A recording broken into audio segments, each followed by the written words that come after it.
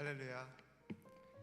예배를 마주하다 두 번째 사경의 주간 오신 우리 성도님들 주님의 이름으로 환영합니다. 잘 오셨습니다. 이 시간 우리 같이 함께 기도하면서 하나님 앞으로 나아가면 좋겠습니다. 하나님, 오늘 우리가 예배를 사모하는 열망으로 이 자리에 나왔습니다. 하나님께서 우리에게 그런 사모하는 마음을 주셨으니 이 시간 우리 가운데 함께 해주셔서 예배란 무엇인가, 또 우리가 예배를 통해서 어떻게 하나님과 더욱더 가까워질 수 있는가 잘 알아가고, 또 하나님과 더욱더 예배가 깊어지는 그런 우리가 될 수 있으면 좋겠다고, 또 우리 교회가 그렇게 되면 좋겠다고 같이 잠시 기도하면서 하나님 앞에 나가면 좋겠습니다. 기도하겠습니다.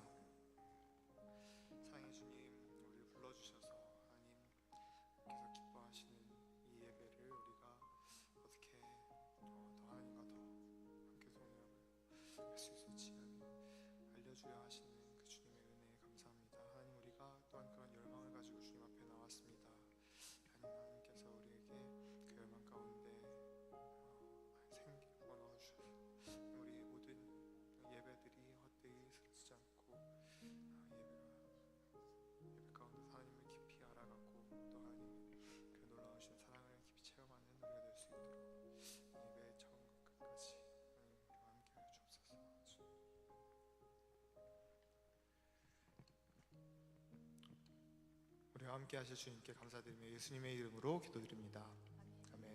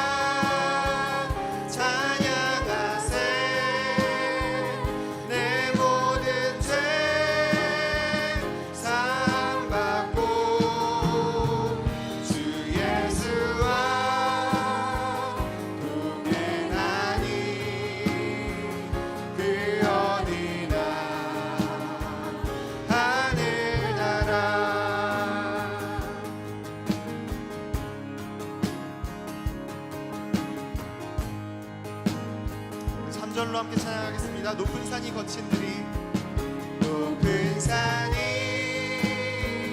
거친 들이 조망이나 궁궐이나 그 주 예수 오신 곳이 그 어디나 하늘나. 할렐루야 찬양하세. 할렐루야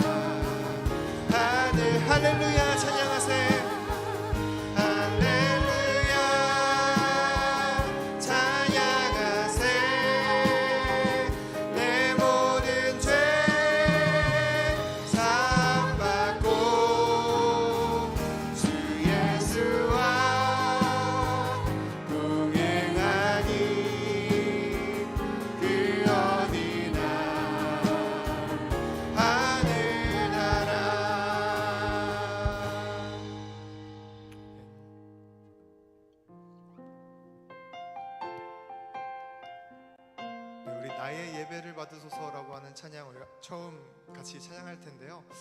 잘 어색하시더라도 2번 정도 반복할 테니까 계속해서 이렇게 따라 부르시면서 같이 배워보면서 배우는 마음으로 함께 찬양하면 좋을 것 같습니다.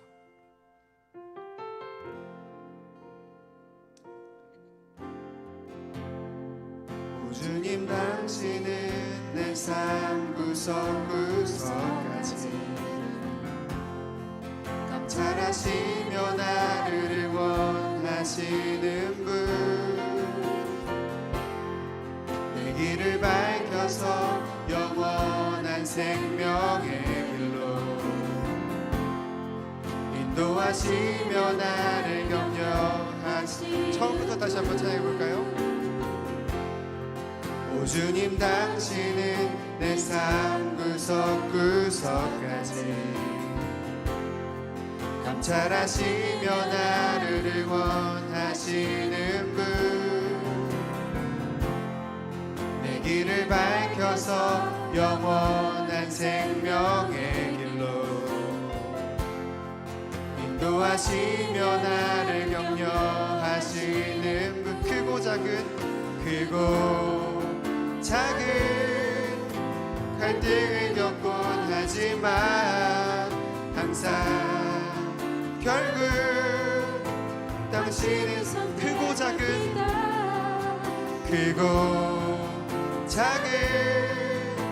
갈등을 겪곤 하지만 항상 결국 당신을 선택합니다. 나의 유일한 고백의 대상은 오직 아름다운 당신뿐입니다. 나의 유일한 고백의 대상은 오직 아름다운 당신뿐입니다. 나의 예배를 받으소서, 나의 예배를 받으소서, 홀로 영광을 받으소서. 주여, 나의 주여. 처음부터 다시 한번 찬양하겠습니다. 오 주님 당신은 내 삶 구석구석까지 감찰하시며 나를 응원하시는 분, 내 길을 밝혀서 영원한 생명의 길로 인도하시며 나를 격려하시는 분, 크고 작은 갈등을 겪곤 하지만 항상 결국 당신을 선택합니다.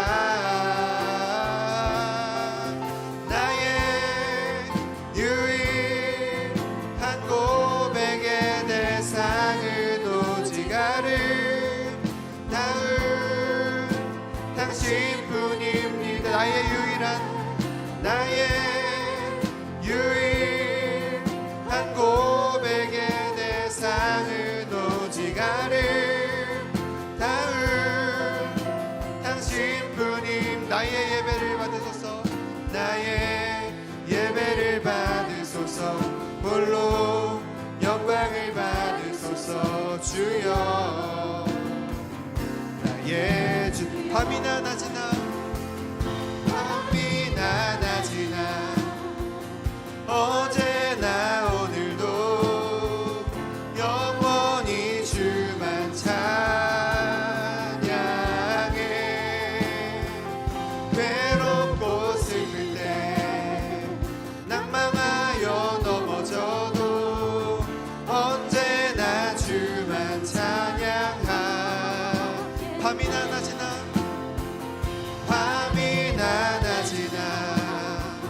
언제나 오늘도 영원히 주만 찬양해.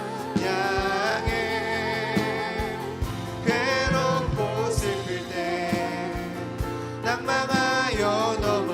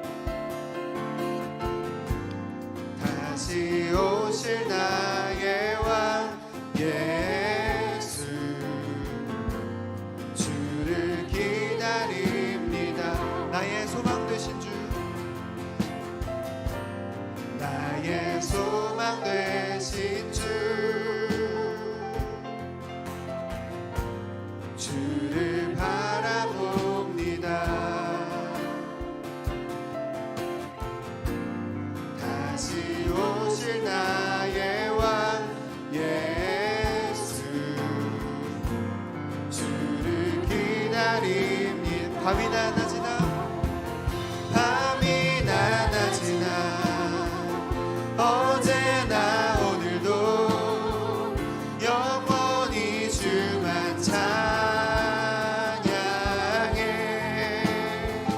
괴롭고 슬플 때 낭망하여 넘어져도 언제나 주만 찬양하. 밤이나 낮이나 밤이나 낮이나 어제나 오늘도 영원히 주만 찬양해. 괴롭고 슬플 때 낭망하여 넘어져도 언제나 주만 찬양하. 우리 목소리로 다시 한번 고백하겠습니다. 밤이나 낮이나 어제나 오늘도 영원히 주만 찬양해.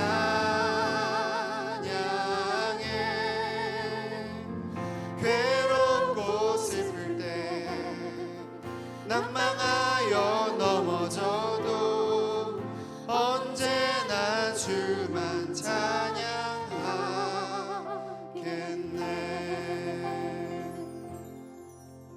이 시간 우리 계속해서 기도하면서 더 깊은 자리로 나아가면 좋겠습니다. 주님, 우리가 예배에 대한 열망을 가지고 주님 앞에 나왔습니다. 하나님, 이 시간 우리 가운데 예배가 무엇인지, 하나님을 더 깊이 아는 것이 어떤 것인지 알게 하여 주옵소서. 이런 기도 제목 가지고 같이 기도하면서 더 깊은 자리로 나아가겠습니다. 사랑하는 하나님, 우리를 불러주셨으니 주님을 감사함으로 하나님 앞에 나옵니다. 하나님, 우리가 언제나 주님을 예배하고 하나님과 동행하기를 원합니다. 진짜 우리가 예배에 대해서 무엇인지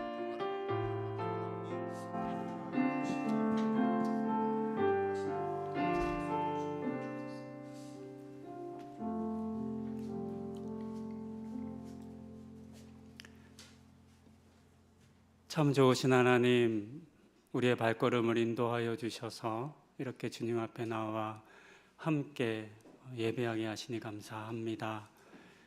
늘 우리에게 말씀하시는 하나님, 오늘도 우리 가운데 말씀하여 주시기를 원합니다.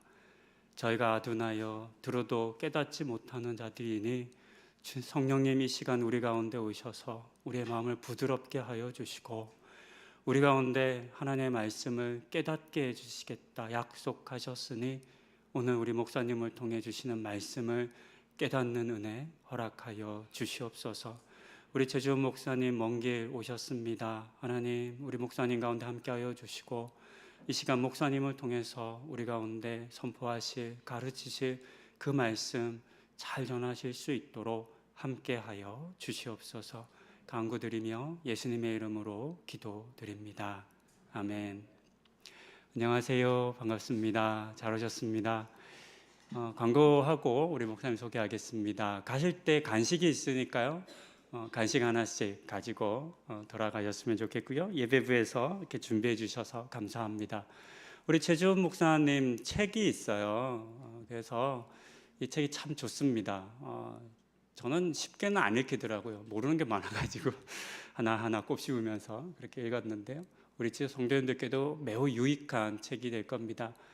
구입하실 수 있으니까 필요하신 분들은 구입해서 가셔도 좋을 것 같습니다. 우리 목사님께 제가 언제 마치면 돼요? 라고 여쭤보셔서 그냥 마음껏 하시라고. 저희는 언제든지 끝나도 괜찮다고 말씀을 드렸는데 괜찮죠?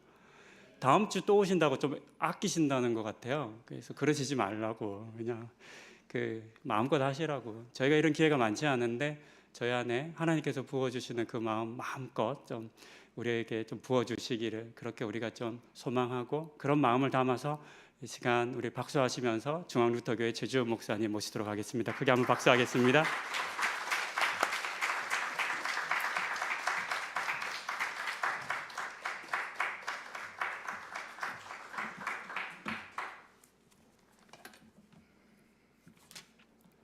말씀 한 절만 좀 찾아서 읽도록 하겠습니다. 요한복음 4장입니다. 요한복음 4장 19절에서부터 24절까지 말씀 우리 한 절 한 절 나눠서 좀 읽도록 하죠. 요한복음 4장 19절에서부터 24절까지 말씀입니다. 우리 한 절 한 절 제가 먼저 찾아 읽습니다. 아, 그래요? 네. 네. 성경 읽고 인사를 하려고 했는데 인사부터 할까요, 그러면? 네. 만나서 반갑습니다. 중앙루터교회 최주문 목사입니다. 네. 박수 안 치셔도 괜찮습니다. 사실은 그 이전에 여러분들 성도들 가운데 몇 분이 저희 교회 탐방으로 오셔서 제가 그렇게 낯설지 않은 모습으로 이 자리에 왔습니다. 또 와 보니까는 사실은 제가 2006년도에 한국에 들어왔는데요. 2006년도에 들어오자마자 여기 루터대학교에 있는 그 팔복 루터교회라고 하는 곳에서 제가 교육전도사 사역을 했습니다. 교육전도사로 있으면서 제가 그 구역을 맡았는데 그 구역이 이 동백구역이었습니다. 그래서 이 동백구역의 그 교인들과 교우들과 아주 끈끈한 정을 나누고 신앙을 나누고 또 아주 재미있게 한 3년 동안 살았던 그런 아주 좋은 기억이 있어서 오늘 여기 오면서도 옛날에 있던 닭강정집이 있는가 또 생각을 해보니까 한 4년 전에 없어졌다고 목사님이 말씀을 하시더라고요. 그러면서 옛날 추억을 되새기면서 오늘 이 자리에 왔습니다. 오늘 제가 여러분들하고 같이 나눌 이야기는 예배에 관한 이야기인데요. 우리 말씀 준비가 되었으면 우리 한 절 한 절 나누어서 보도록 하겠습니다. 요한복음 4장 19절 말씀입니다. 됐나요? 네, 나오나요? 네, 다 찾으셨나요? 그냥 성경 있으시면 네, 그냥 성경 찾아서 읽도록 하죠. 한 절 한 절 있습니다. 여자가 이르되 주여 내가 보니 선지자로소이다.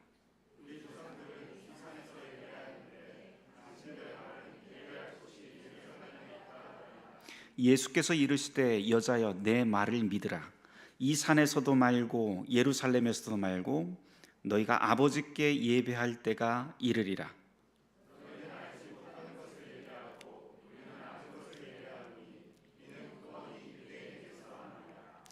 아버지께 참되게 예배하는 자들은 영과 진리로 예배할 때가 오나니 곧 이때라.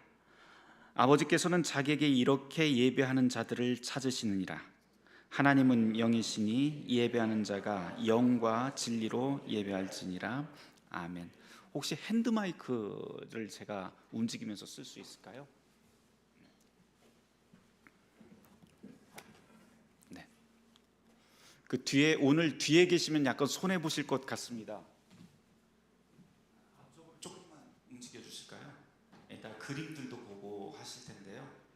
뒤쪽에 계시면 보이지 않을까. 중간에 혹시 그 모니터가 있나요? 가운데. 네.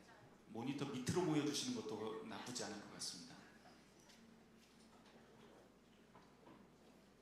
네.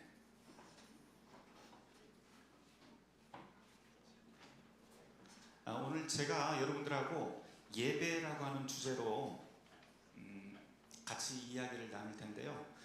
제가 2021년도에 책을 한 권을 썼습니다. 네, 뭐 책 소개를 하는 이유는 다른 게 아니라 여러분들 책 사라고 하는 이야기 아닙니다. 절대 아니고요. 저도 이제 책을 쓰고 하다 보니까 교인들한테 이렇게 광고를 하면 꼭 책 사라고 하는 것 같아갖고 광고를 안 해요. 책을 쓰고도. 그런데 제가 이 책 소개를 하는 거는 이유가 있어서 그렇습니다. 제가 독일에서 공부를 하고 조직신학이라고 하는 그 계시론이라고 하는 것을 가지고 공부를 했어요. 공부를 하고 한국에 와서 곧바로 이제 2010년도부터 담임 목회자로 청빙을 받아서 목회를 시작을 했습니다. 중앙루터교회라고 하는 저기 서울역 근방에 있는 그 루터교회에서 시작을 했는데요. 목회를 처음 시작을 하다 보니까 문제가 생긴 게 뭐냐면 루터교회는 예배의식이 좀 달라요, 여러분들하고. 그래서 마치 처음 오시는 분들은 이게 가톨릭 교회인지 아니면 성공회인지 아니면 동방정교회인지 이단인지 뭐 이렇게 하면서 물어보십니다. 오셨다가 너무 이상하니까 보통 그냥 나가시는, 내가 잘못 들어왔나 그러고 나가시는 분들도 있고요. 우리 교회 교인들 같은 경우에도 그냥 뭐 수십 년 해왔지 이거를 왜 하는지 전혀 모르고 계시는 분들이 태반이었습니다. 저도 몰랐고요. 어느 날 교인들이 자꾸 찾아와서 이제 질문거리가 생기기 시작을 해요. 질문거리가, 목사님 왜 우리는 자꾸 예배 시간 다른 교회는 안 하는데 왜 일어났다 앉았다 자꾸 잠도 못 자게 그렇게 하나요? 뭐 이런 것도 이런 이야기부터 시작해서 왜 우리는 처음에 예배 시작할 때 목사님이 뒤에 있다가 이렇게 같이 찬송 부르면서 앞으로 나옵니까? 다른 교회는 촛불 같은 거 뭐 행진 같은 거 아무것도 안 하는데 왜 우리 교회는 그런 걸 해야 돼요? 하면서 저한테 물어보기 시작을 합니다. 그런데 제가 답을 할 수가 없었어요. 초반에. 왜냐하면 제가 예배학이라고 하는 것에 대한 관심이 전혀 없었는데 목회를 딱 시작을 하다 보니까 제일 먼저 맞부딪히는 게 교인들한테는 매 주일 반복되는 예배이지만 그 의미에 대해서 좀 알고 싶다고 하는 그 요구들을 제가 답변을 못하는 게 너무 창피했습니다. 그래서 얼마 지나지 않아서 내가 이거 맘먹고 좀 교인들한테 좀 가르쳐 봐야겠다. 그러고 책을 찾아가는데 사실 국내에 있는 책들을 찾아보니까 설명이 불가능한 책들이 너무 많더라고요. 그래서 이거 뭐 국내에 번역된 책들로는 전혀 안 되겠다. 그래서 내가 직접 한번 공부를 해서 하나하나 준비를 해야지 하면서 이제 외국의 자료라든지 지금껏 제가 공부했던 것들을 이제 믹스를 해서 하나하나 쓰기를 시작했습니다. 그래서 제일 먼저 했던 것이 뭐냐면 맨 앞부분에 성경에 나와 있는 예배라고 하는 용어들을 쫙 찾아봤어요. 그러면서 이제 잠시 후에 좀 이야기를 할 텐데요. 쫙 찾아본 다음에 성서에서 이야기하는 예배라고 하는 용어는 도대체 무엇일까? 우리는 보통 예배 그러면 주일 예배를 생각을 합니다. 그래서 순서가 있는 목사님 기도하시고 찬송도 하고 헌금도 하고 설교도 하고 뭐 이렇게 그런 예배를 생각을 하는데 성경을 쭉 찾아봐서 그런 예배가 있는지 확인을 한번 해봤고요. 그 다음에 한 작업이 뭐냐면 성경을 쭉 찾아본 다음에 해결이 안 되어서 역사의 자료들을 찾기 시작을 했습니다. 1세기, 2세기, 3세기, 4세기, 5세기, 6세기 그러면서 16세기 자료까지 하나하나 찾기를 시작을 했어요. 그래서 거기에서 도대체 우리가 소위 이야기하는 초대교회의 예배라고 하는 것은 도대체 어디서부터 시작을 했고 어떤 순서를 가졌고 그것은 어떤 의미가 있는지 하나하나 찾아보기 시작을 했습니다. 마치 그물로 그냥 그물망으로 쫙 끌어들이듯이 하나하나 원문들을 찾아보기도 하고요. 그렇게 해서 이제 제 책에 보면 맨 앞에는 예배라고 하는 그 개념에 대해서 그리고 성서에 대한 그 내용들, 용례들을 이야기를 하고요. 그 다음에 역사에 대한 이야기가 있습니다. 그래서 몇 세기에 뭐가 있고 그러면서 쭉 그런 걸 써놨고요. 특별히 교인이 되는 과정, 세례받은 사람들은 도대체 교회에서 세례받을 때의 세례 교육은 어떻게 하는 것이고 그 다음에 교인이 되어서는 어떻게 사는 것일까라고 하는 것들도 함께 찾아서 이야기를 합니다. 그런다면 중요한 것은 뭐냐면 중세교회에서는 도대체 예배가 무엇이었을까? 그 다음에 16세기라고 하는 소위 개신교회가 태동하는 프로테스탄트가 태동하던 그때 중세교회하고는 우리는 다르다고 하는데 다른 예배는 도대체 무엇일까라고 하는 질문을 가지고 또 거기에서 이야기를 또 풀어냈습니다. 그런 다음에 이제 맨 마지막에 가면 우리 무토교회 이야기, 제가 무토교회 목사니까 우리 교회 이야기를 쭉 썼어요. 순서 하나하나. 그렇게 한다면 이제 맨 마지막에 딱 끝나는데요. 제가 그 책을 통해서 하고 싶은 이야기는 아주 간단한 이야기예요. 결론을 딱 꼽아보니까 두 가지가 있는데 하나는 예배라고 하는 것은 그 교회의 역사와 신학의 총합이다 라고 하는 겁니다. 무슨 뜻이냐면 여러분들이 가지고 있는 주보의 주일 예배 순서에 순서가 쭉 있을 텐데요. 그 순서는 그냥 하늘에서 뚝 떨어진 것이 아니고 다듬어진 거죠. 어떻게 다듬어지냐면 여러분들의 그 교회가 걸어왔던 그 모든 발자취 그리고 치열하게 싸웠던 그런 교리적인 다툼 또는 교회가 서 있었던 문화와 환경의 그 자리를 다 압축을 해서 그 안에다 담아놓은 게 그 결정체가 바로 여러분들의 주보에 있는 예배 순서입니다. 문제는 뭐냐면 우리는 얼마만큼 여러분들 주보에 있는 그 예배 순서에 대해서 의미와 역사 이런 것을 잘 알고 계시는지 이게 질문거리예요. 그것만 설명할 수 있다면 사실은 우리의 교회의 역사라든지 신앙의 흐름이라든지 이런 것을 굉장히 유연하게 우리가 설명할 수 있게 됩니다. 다음 주에 이야기할지도 모르겠는데요. 한 가지 제가 질문을 한번 해보도록 하죠. 제가 딱 들어오면서 지금 아주 특이하게 봤던 교회의 구조 중에 하나가 저 중간에 저게 뭐예요? 세례대죠. 다른 교회 세례대 저기다 안 넣는데 세례대를 저기다 놓은 이유는 무엇일까요? 무언가 다른 게 있으면 거기는 의미가 있다는 소리입니다. 여러분들 그런 질문 안 가져보셨어요? 왜 우리 교회는 세례대가 저 중간에 있을까? 왜 있을까요? 목사님은 아시겠죠, 그렇죠? 목사님 왜 있을까요, 저기에? 굳이 저기다 배치하신 이유가 있으세요? 오가면서 네. 세례반이라고 네네. 세례반을 보면서 내가 세례받은 사람이랑 네. 확인하고 들어오고 네. 나갈 때 세례받은 사람이 살겠다라고 하는 마음으로 나가라. 네. 보세요. 이렇게 좋은 의미들이, 이렇게 상징적인 의미들이 교회 곳곳에 다 들어가 있습니다.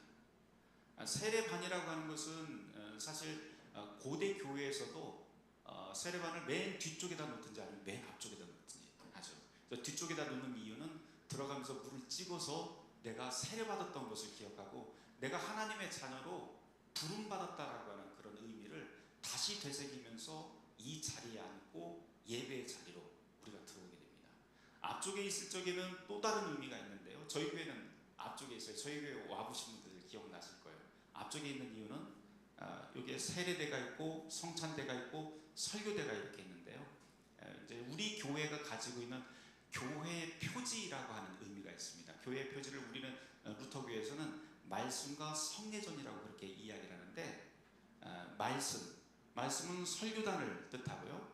그 다음에 세례대와 성찬대 이렇게 해서 바로 말씀과 성례전이 함께 있는 교회의 모습을 구현을 합니다. 그래서 어디에다가 방점을 두었느냐에 따라서 교회 내의 상징이라든지 가구 배치라든지 또는 뭐 여러 가지들이 다 바뀌게 되죠.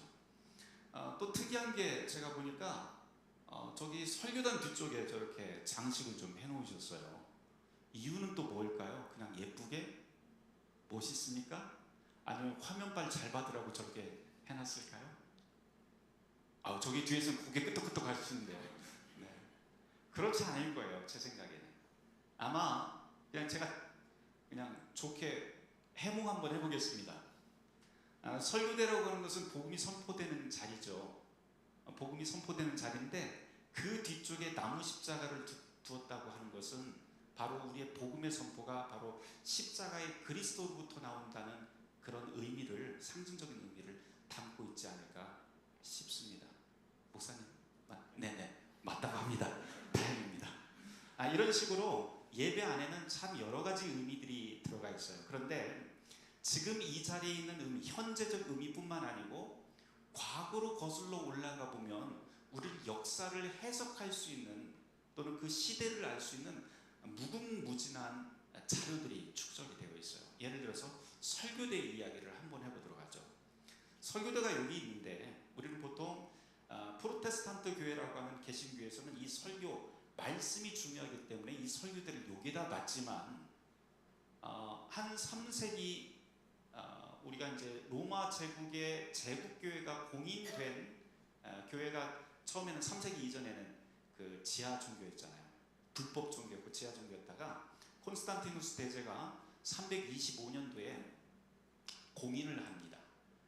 로마가 다종교 사회인데 이 다종교 사회 안에서도 그 이전에는 기독교는 공인받지 못한 불법 종교였어요. 그랬다가 이제 다종교 안에서도 이제 공식적인 종교로서 인정을 해주게 됩니다. 그랬다가 한 380년에 가면 다종교 사회였던 로마가 단일 종교 사회로 바뀌게 돼요. 황제였던 데오도시우스 황제가 자기가 세례를 받으면서 다른 모든 종교는 다 미신이다라고 선언을 하게 되고요. 무조건 국가의 로마 제국의 공직자가 되기 위해서는 합법적으로 무조건 기독교인이 되어야 된다라고 선포를 하게 됩니다. 380년에 있었던 일인데요. 그러자마자 이때부터 교회의 모든 예배의식이라든지 상징이라든지 이런 것들이 급격하게 변화를 거치게 됩니다. 그래서 예배도 점점 화려해지고 또 교회 안에 있는 상징물들도 굉장히 화려해지거나 의미를 많이 담게 돼요. 설교대 이야기를 했는데요. 원래 이 설교대는 이 앞쪽에 있는 게 아니고 중간 정도에 있었던 거예요. 중간 정도에서 뭐를 했었냐면 원래 독서대라고 하던 겁니다. 성서 봉독을 하던 자리입니다. 이전에는 로마 325년도 이전에는 설교라고 하는 게 엄밀하게 보면 없었습니다. 예배 가운데. 그럼 설교는 왜 우리가 해야 될까? 라고 하는 질문을 할 수 있는데요. 엄밀하게 보면 여러분들 성경 자체, 읽는 것 자체가 그 당시에는 설교였어요. 그래서 중요한 거는 성서 봉독을 잘하는 것. 성서 봉독하다가 어디에서 끊어 읽고 또 어떤 감정을 가지고 이렇게 하는 것들이 설교의 대용으로서 그렇게 이야기가 되다가 점점점 16세기에 와서 이 독서대가 앞쪽으로 오게 됩니다. 앞쪽으로 와서 하나님의 복음의 말씀이 우리한테는 가장 중요하다라고 하는 식으로 이렇게 변형이 돼요. 자, 제가 앞서서 그 책 이야기하다가 예배라고 하는 것은 그 교회의 역사와 신학의 총합이다라고 하는 말씀을 드렸는데요. 이 말을 거꾸로 살짝 뒤집으면 두 번째 의미가 거기에서 나오게 됩니다. 그것은 보통 여러분들 그런 말 많이 하죠. 정통 교회 많이 찾으시죠? 정통 예배 찾으시고. 정통 예배란 없다라고 하는 뜻이 됩니다. 이렇게 이야기하면 다들 굉장히 의아하게 생각하시겠는데, 방금 전에 제가 예배란 그 교회의 역사와 신학의 총합이다라고 이야기를 했어요. 그러면 교회가 다르고 교회의 역사가 다르고 교회의 신념이 다를 때는 당연히 예배의 형태도 달라질 수밖에 없습니다. 그래서 가톨릭 교회 예배 의식이 다르고요, 루터교회 예배 의식이 다르고 또 장로교회 예배 의식이 다르고 침례교회 예배 의식이 다를 수밖에 없는 이유가 거기서 비롯이 됩니다. 그래서 정통이라고 하는 것은 없다. 게다가 현대 교회의 예배 의식문을 다 취합을 해서 제가 확인을 해보니까 아주 재밌는 사실을 하나 발견을 했는데요. 여러분들 누가 그러더라고요. 그래도 가톨릭 교회 그 미사가 가장 오래된 예배 의식이야, 이런 말씀을 종종 하는데 그렇지 않습니다. 왜냐하면 예배 의식이 전례적이라고 해서 그것이 오래됐다고 하는 의미가 아니에요. 보면 예를 들어서 가톨릭에서는 지금 예배의 큰 틀이 두 가지로 이야기를 하는데요. 앞쪽에는 말씀의 예배와 뒤쪽에 성찬의 예배, 이게 두 개가 붙어 있습니다.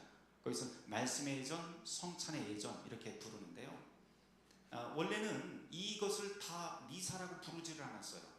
뒤쪽에는 성체성사라고 하는 성례전만 자기네들 미사라고 부르고, 앞쪽에 있는 소위 우리가 이야기하는 설교를 중심으로 한 그 예배는 그냥 전미사, 준비미사라고 1960년도 이전까지 불러왔습니다.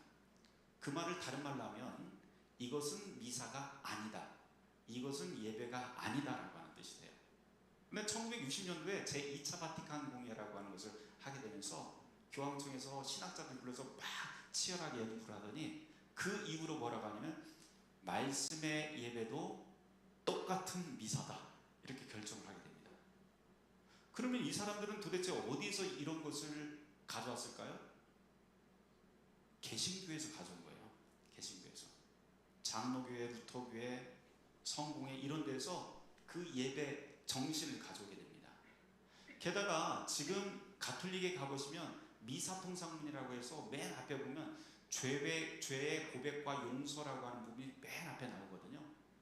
근데 이거는 또 가톨릭에 원래 없던 거예요. 없을 수밖에 없는 이유 중에 하나는 가톨릭에는 7가지 성례전이라고 하는 게 있는데, 그 중에 하나가 여러분들 잘 아시는 고해성사 아시죠? 고해성사가 바로 죄의 고백과 용서입니다. 그런데 고해성사라고 하는 것은 사제와 1대1로 나누는 것이지 공적으로 예배 시간에 다 일어나서 같은 목소리로 죄를 고백하는 게 아니에요.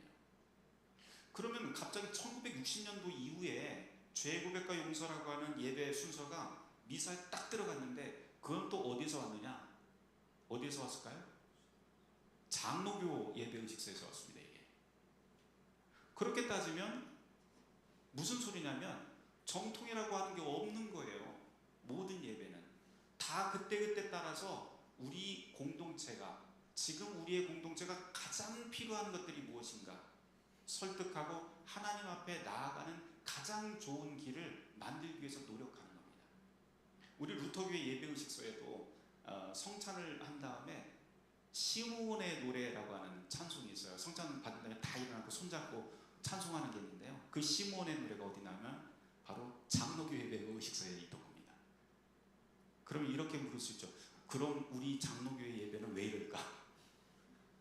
여러분들 예배의식서 예배 순서가 어떻게 되나요? 전도사님? 주일 예배 순서? 네, 갑자기 생각이 안 나시죠? 네, 원래 그래요. 네. 주일 예배 순서 대충 어떻게 시작을 해요? 예배로의 부름, 그 다음에 영광송 찬양. 뭐 다 하시네요. 보통 장로교회 다른 교회 가 보시면 우리 소위 이해하는 말로 묵찬기찬설축 이렇게 합니다. 무슨 말인지 아세요? 묵도, 찬송, 기도, 찬송, 설교, 축도 이런 식으로 가요. 묵찬기찬설, 축 이렇게 끝납니다. 이거는 도대체 어디서 왔을까? 장로교회에서 보통 교회에서 다 그렇게 하거든요. 이것은 어디에서 왔을까? 이게 바로 이제 19세기 때 우리 그 선교사들이 들고 온 예배 순서입니다. 그런데 잘 생각을 해보면, 좀 비판적으로 생각을 해보면, 이분들은 장로교 예배의식서를 가져온 게 아니고 사실은 당시 미국에서 천막 집회가 한참 유행이었는데요. 천막 집회에서 하던 예배 순서를 그대로 들고 오신 거예요. 그리고 잘 생각을 해보세요. 우리나라의 초기에 왔던 장로교뿐만 아니고 초기 선교사들의 직업이 뭔지를 아십니까? 이분들 나이가 몇 살이었어요? 나이가 보통 19, 20, 21 뭐 이랬어요. 직업은 또 뭐냐면 신학을 공부한 사람들이 아니고 의사들이 대부분이었어요. 의사들이 어떻게 선교사가 돼서 한국에 왔을까요? 조선 땅에 왔을까요? 이분들 천막 집회하다가 성령 받았다고, 은사 받았다고, 내가 손들고 내가 선교 오지에 가서 선교하겠습니다. 손들고 오신 분들이에요, 그분들이. 그러다 보니 약간 비판적으로 보자면 이분들은 교회의 역사라든지 신학의 깊이라든지 이런 건 굉장히 떨어져요. 열정은 대단해요. 내가 목숨 바쳐 주의 일을 하겠다고 손들고 나선 거는 누구도 그분들을 따라갈 수가 없는데, 문제는 교회의 깊은 역사라든지 그 깊은 우물에서 끌어올릴 수 있는 그 물들을 가져오지를 못했어요. 그러다 보니 그분들이 와서 조선 땅에 이식시킨 그 예배 의식문이, 예배 의식 순서가 묵찬기찬설이 소위 우리 한국 장로교회의 기본 틀이 되어버립니다. 근데 여러분들 장로교회 역사를 보시면은 원래 예배는 그렇지 않아요. 예배 순서가 지금 아까 말씀하신 영광송도 들어있고 이제 다시 그 옛날 복귀를 하는 겁니다. 지금 여러분들의 교회가 지금 복귀하고 있는 거예요. 아마 똑같은 장로교회라고 할지라도 아마 이 동백에 있는 다른 장로교회 가면 이런 예배 순서로 하지 않는 교회들도 태반일 겁니다. 여러분들 자긍심을 가지고 우리는 역사가 있는 교회다라고 하는 자긍심을 가져도 되실 것 같습니다. 자, 예배라고 하는 용어 한 번 더 생각을 해보죠. 제가 질문을 가졌던 건 뭐냐면, 예배가 도대체 무엇일까? 가장 기본적인 질문이잖아요. 예배라고 하는 한자어의 뜻은 무엇일까요? 아주 간단하게 이야기하면 예를 갖춰 절한다라고 하는 뜻입니다. 예를 갖춰 절한다? 그러면은 그 예배라고 하는 용어보다도 훨씬 좋은 기독교적 용어가 있는데 왜 이걸 썼지? 라고 하는 물음이 생겼어요. 그 용어가 뭐냐면 경배예요. 경배. 그거 쓰는 게 낫지 왜 예배라고 썼을까? 이거 뭐 번역이 좀 잘못된 것 아니야? 라고 하는 생각을 해보았습니다. 그런데 또 하나 또 질문이 드는 것은, 그럼 예배, 경배라고 하면 그거 주일 예배하고는 전혀 다른 건데 이런 생각이 안 드세요, 여러분? 주일 예배는 단순히 절하는 것만 있습니까? 하나님 앞에 절하는 것만 있어요? 아니잖아요. 그래서 이제 성경을 좀 찾아보았습니다. 성경을 찾아보면 구약에서는 거의 모든 단어가 제사라고 하는 단어가 나와요. 그래서 하나님 앞에 밑에서부터 올려드리는 것, 내가 무언가의 소원을 가지고 하나님 앞에 예루살렘 성전을 찾아서 올려드리는 제사를 뜻합니다. 그런데 신약으로 와보면 제사라고 하는 용어하고 다른 용어들이 등장을 하기 시작을 하는데, 한글 성경에서 찾아보면 예배라고 하는 용어가 제일 많이 나온 것이 아까 우리가 읽었던 요한복음 4장이에요. 요한복음 4장에 보면 예수님께서 여리고성으로 들어가다 수가성이라고 하는 곳에 들리게 되고요. 그곳에서 야곱의 우물 곁에서 정오에 물을 깃는 여인을 만나게 됩니다. 그러면서 대화를 시작을 해요. 대화를 시작하면서 물 좀 달라고 했더니 뭐 남편이 몇 명이네 뭐 이런 이야기 막 하다가 갑자기 그 여인이 그러죠. 어디에서 기도하는 게 낫습니까? 뭐 우리 조상들은 이 산에서 하라고 했는데, 그리심산을 이야기하죠. 이 산에서 하라고 했는데 당신네들은 그 산에서 하면 다 헛것이고 이 예루살렘에 와서 하라고 그러더이다. 막 그래요. 예수님하고 같이 막 얘기를 하다가 맨 마지막에 예수님이 무슨 말씀을 하냐면은 다 때가 올 것이다. 그러면서 하나님은 영이시니 예배하는 자가 신령과 진정으로 예배할지라라고 하는 아주 유명한 말씀을 해주십니다. 이 말씀 구절을 가지고 어떤 교회 가보면 앞에다 쫙 써놨어요. 그래서 예배 잘 드려야 돼 막 그러면서 쭉 큰 플래카드 붙여놓습니다. 그 요한복음 4장에 나와 있는 예배라고 하는 계속해서 반복하는 용어를 원어를 찾아보면 우리가 생각하는 그 용어가 아니에요. 또 이게 뭐냐면 프로스퀴네인이라고 하는 헬라어가 거기에 쓰여져 있는데, 프로스퀴네인을 앞에 전치사하고 딱 끊어서 이야기하면 아주 쉽게 하면 앞에서 엎드리다라고 하는 뜻입니다. 그냥. 그런데 유대인들은요, 이 당시 1세기의 유대인들은 이 프로스퀴네인이라고 하는 헬라어를 어떻게 이해를 하냐면 그냥 아주 단순하게 기도하다라고 그렇게 이야기합니다. 그럼 저 말은 요한복음 4장에 나와 있는 예배라고 하고 우리가 번역된 단어를 다 바꿔야 된다는 소리예요. 그래서 하나님은 영이시니 기도하려면 신령과 진정으로 기도해야 된다. 여기서 또 신령과 진정으로 그러니까 되게 뭐 엄청난 뜻이 있는 것처럼 많이들 이야기를 하는데요. 이거 수거입니다. 그래서 이 당시 1세기 사람들은 저거를 어떻게 이해를 하냐면 아주 간단한 말이에요. 진심으로라고 하는 뜻입니다. 그러면 요한복음 4장 24절의 말씀이 여러분들 어떻게 해석을 할 수가 있어요? 보면 이렇게 해석이 돼요. 하나님은 영이시니 기도하는 사람은 진심을 다해서 기도해야 돼. 그러니까 네가 그리심산이든 예루살렘이든 그거 아무 상관이 없어. 진심으로 이 자리에서 기도하더라도 하나님께서는 너를 만나주시고 너의 기도를 들어주셔라고 하는 말이 사실은 요한복음 4장의 핵심적인 내용이에요. 그런데 우리는 간혹 이 원어를 잘 모르다 보니까 번역된 대로 주일 예배 잘 드리면 이렇게 생각을 해버립니다. 일종의 오역이죠. 또 우리가 잘 쓰는 예배라고 하는 용어가 많이 사용되는 곳이 로마서 12장의 말씀인데요. 로마서 12장 1절 2절 말씀에 보면 너희 몸을 하나님께 산 제물로 드리라. 이는 너희가 드릴 영적 예배니라 이렇게 되어 있어요. 산 제물이라고 하는 말은 사실은 형용 모순입니다. 둥근 사각형이라고 하는 말이 되나요? 말이 안 되죠. 둥근 사각형 어떻게 이게 가능할까요? 산 제물이라고 하는 말도 똑같아요. 원래 유대인들에게 제물이라고 하는 것은 무조건 죽여야 됩니다. 목숨을 없애버려야 돼요. 그런데 사도 바울은 지금 살아있는 제물이라고 이야기를 해요. 그 뜻은 이건 비유적으로 상징적인 의미가 있다고 하는 뜻이죠. 우리가 살아있지만 하나님 앞에서 모든 것을 내어 바치는 그런 삶을 살아야 된다라고 하는 그런 의미입니다. 그런데 문제는 뒤쪽이에요. 우리가 종종 영적 예배니라라고 하는 말을 많이 써요. 그러면서 오늘 우리의 예배가 영적인 예배가 되기를 바랍니다. 그렇게 우리 함께 기도합시다. 이런 이야기 멘트 참들 많이들 하시는데요. 사실은 그런 의미가 아닙니다. 여러분들 영적 예배라고 하는 말을 들으면 어떤 느낌이 드세요? 뭔가 신비하고 거룩하고 막 그렇죠. 막 하늘로 막 올라갈 것 같고 그렇잖아요. 근데 사실은 그런 의미가 아니고 저 원어로 보면 로기켄 라트레이아 이렇게 돼 있는데요. 그 로기켄이라고 하는 말이 영적이라고 그렇게 번역을 해놨지만 원래 뜻은 뭐냐면 여러분 영어의 로직 아시죠? 로직이 뭐예요? 논리적인, 이해할 만한, 합당한, 적절한 그런 뜻입니다.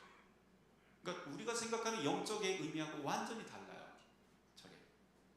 그 다음에 나와 있는 뒤쪽에 있는 예배라고 하는 용어는 라트레이아라고 하는 조금 독특한 단어가 쓰입니다. 이게 영어로는 리터주입니다. 의식. 그러니까 무엇을 하더라도 조금씩 갖춰진 예절로 산다는 거예요. 저게. 그런데 예절이라고 하는 말로 하는 것이 훨씬 좋겠네요. 그럼 영적 예배니라라고 하는 말을 조금 풀어서 이야기하면 어떤 뜻이 되냐면은 너희들이 살아있는 제물처럼 살아가는 것, 하나님 앞에 드려진 예물처럼 그렇게 온전하게 살아가는 것이 참으로 마땅한 또는 이해할 만한 당연한 예절이야, 그런 뜻입니다. 우리가 생각하는 주일 예배하고 이게 매칭이 되나요? 전혀 아니에요. 이런 식으로 성경에 보면, 신약 성경에 보면 우리가 생각하는 예배 예식 순서를 뜻하는 용어가 거의 없습니다. 아쉽게도.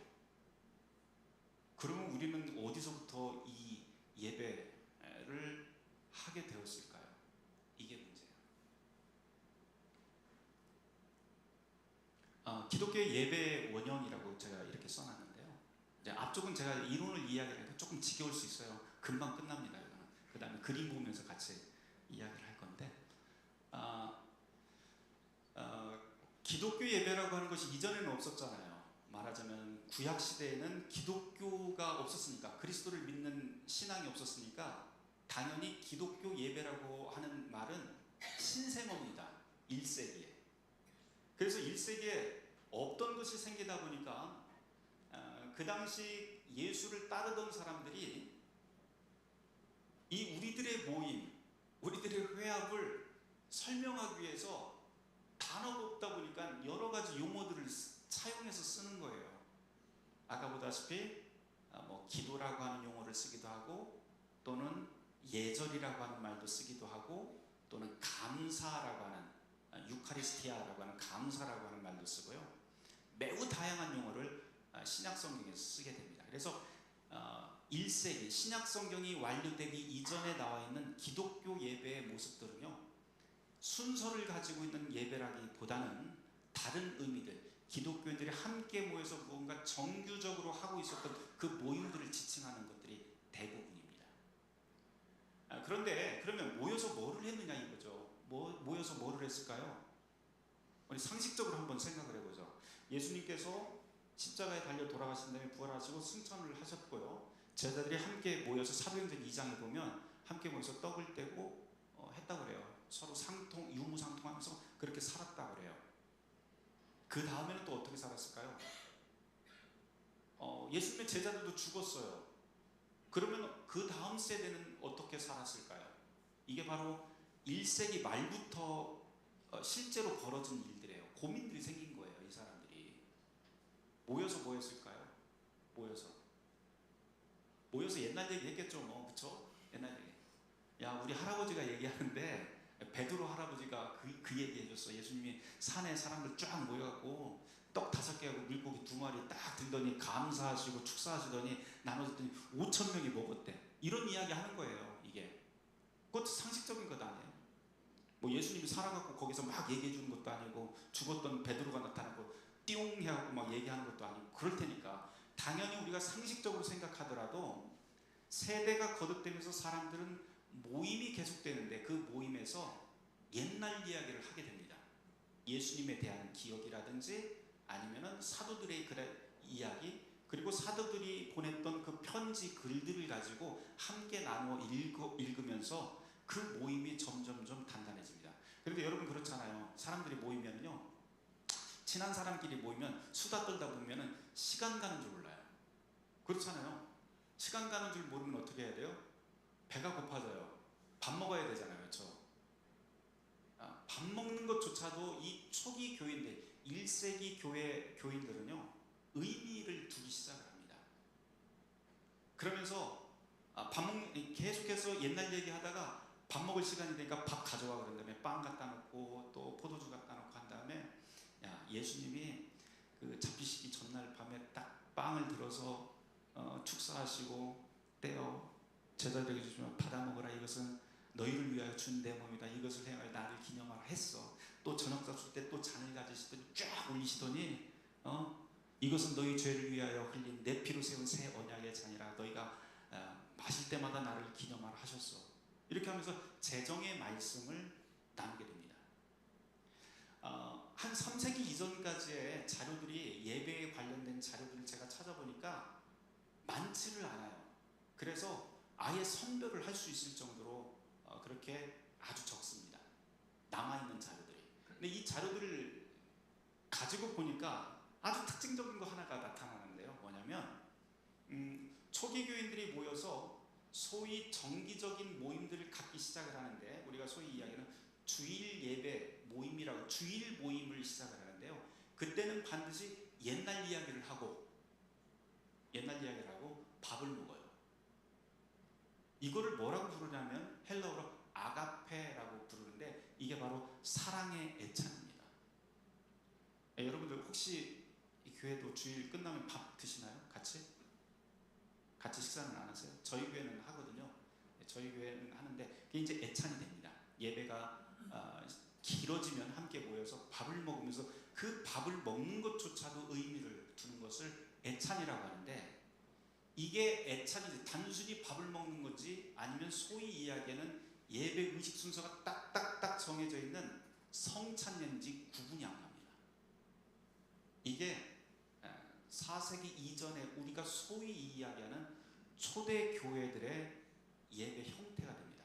그래서 초기 교인들이 모여서 예배 가장 중요한 원형으로 삼았던 것은 뭐냐면, 예수님이 잡히시기 전날 밤에 제자들 모아서 한 곳에서 성찬을 나누면서 말씀을 나누었던 것. 다시 말해 예수님의 말씀과 성찬이라고 하는 기본 틀이 예배의 가장 중요한 것으로 여겨지게 되고요. 그 다음에 그 이외의 것들이 거기에 찬송, 감사, 또 헌금 뭐 이런 것들이 붙기 시작을 합니다. 여러분들 봉헌 순서 있죠? 주일날 이제 우리가 보통 헌금이라고도 이야기하자면 원칙적으로 이야기하는 봉헌입니다. 근데 이 봉헌이 나오게 된 배경이 있어요. 봉헌 순서는요, 원래 이제 성찬이라고 하는 것, 애찬이라고 하는 것이 나오게 된 배경 중에 하나가, 원래는 교회에서 준비하는 게 아닙니다. 이게 성찬을 준비하지 않았고, 초기 교회에서는 교인들이 집에서 일상으로 먹고 마시던 것들을 가져와요. 그런 다음에 가져온 다음에 다 이 앞으로, 제단 앞으로 다 갖다 놓죠. 이렇게 쭉 쌓아놔요. 그런 다음에 목사님이, 그러니까 그 당시에는 이제 장로 또는 그 감독이라고도 부르고, 그런데 위계 질서가 있는 그런 건 아니고요. 교회 안에서 대표자가 기도를 합니다. 손을 들어서 감사의 기도를 하는데, 이게 바로 봉헌입니다. 그런 다음에 이것을 같이 나눠 먹어요. 같이 나눠 먹고, 이 나머지 남는 것들을 교회의 병자들이라든지 아니면 그 가난한 사람들에게 다 나눠줬던 것이 바로 이 봉헌, 그리고 성찬 감사 기도 또는 봉헌 기도, 이렇게 됩니다. 이게 나중에 시간이 지나면서 다 분리가 되죠. 다 분리가 돼서 조금 더 정밀한 순서로 이렇게 다가가게 됩니다. 예배 변천사는 좀 지나고요. 네, 이것도 아까 이야기를 했던 겁니다. 자, 이제 그림 이야기를 좀 편안하게 좀 해보도록 하죠. 지금 몇 시죠? 네, 8시 26분인데요. 저한테 마음껏 사용을 하라고 하셨으니까 제가 한 10시까지는 할 수는 없고요. 네, 한번 보도록 하겠습니다. 게리 멜처스의 그림인데요. 1886년도에 그려진 미국 작가의 그림입니다. 여러분들 이 그림 보니까 어떠세요? 지금 뭐 하는 것 같아요? 지금 무슨 시간인 것 같습니까? 예배 시간이에요. 예배 시간. 우리 교회 예배 시간을 그대로 옮겨놓은 것 같죠? 네. 자, 왜 그렇습니까? 왜 우리 교회 예배 시간을 그대로 옮겨놓았다고 생각을 하세요? 졸고 있는 사람이 있어서 그래요. 졸고 있는 사람. 자, 제목이 뭐냐면, 이 제목이 더 서몬입니다. 설교라고 하는 제목이 설교예요. 설교 시간에 조는 사람도 있고요, 열심히 경청하는 사람도 있습니다.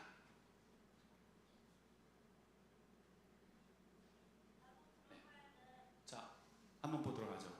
19세기 청교도의 실제 예배 모습인데요.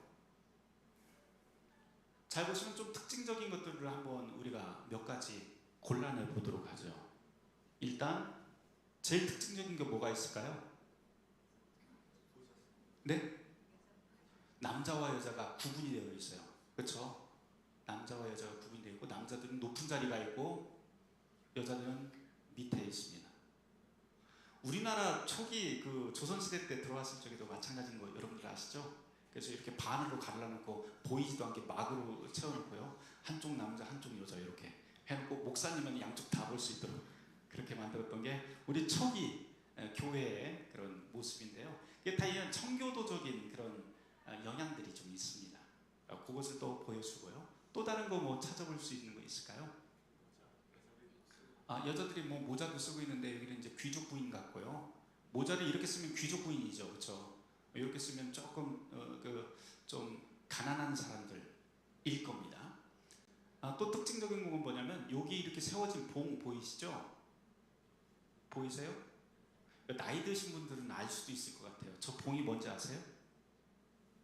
봉 끝에 주머니가 달려 있어요. 헌금봉입니다.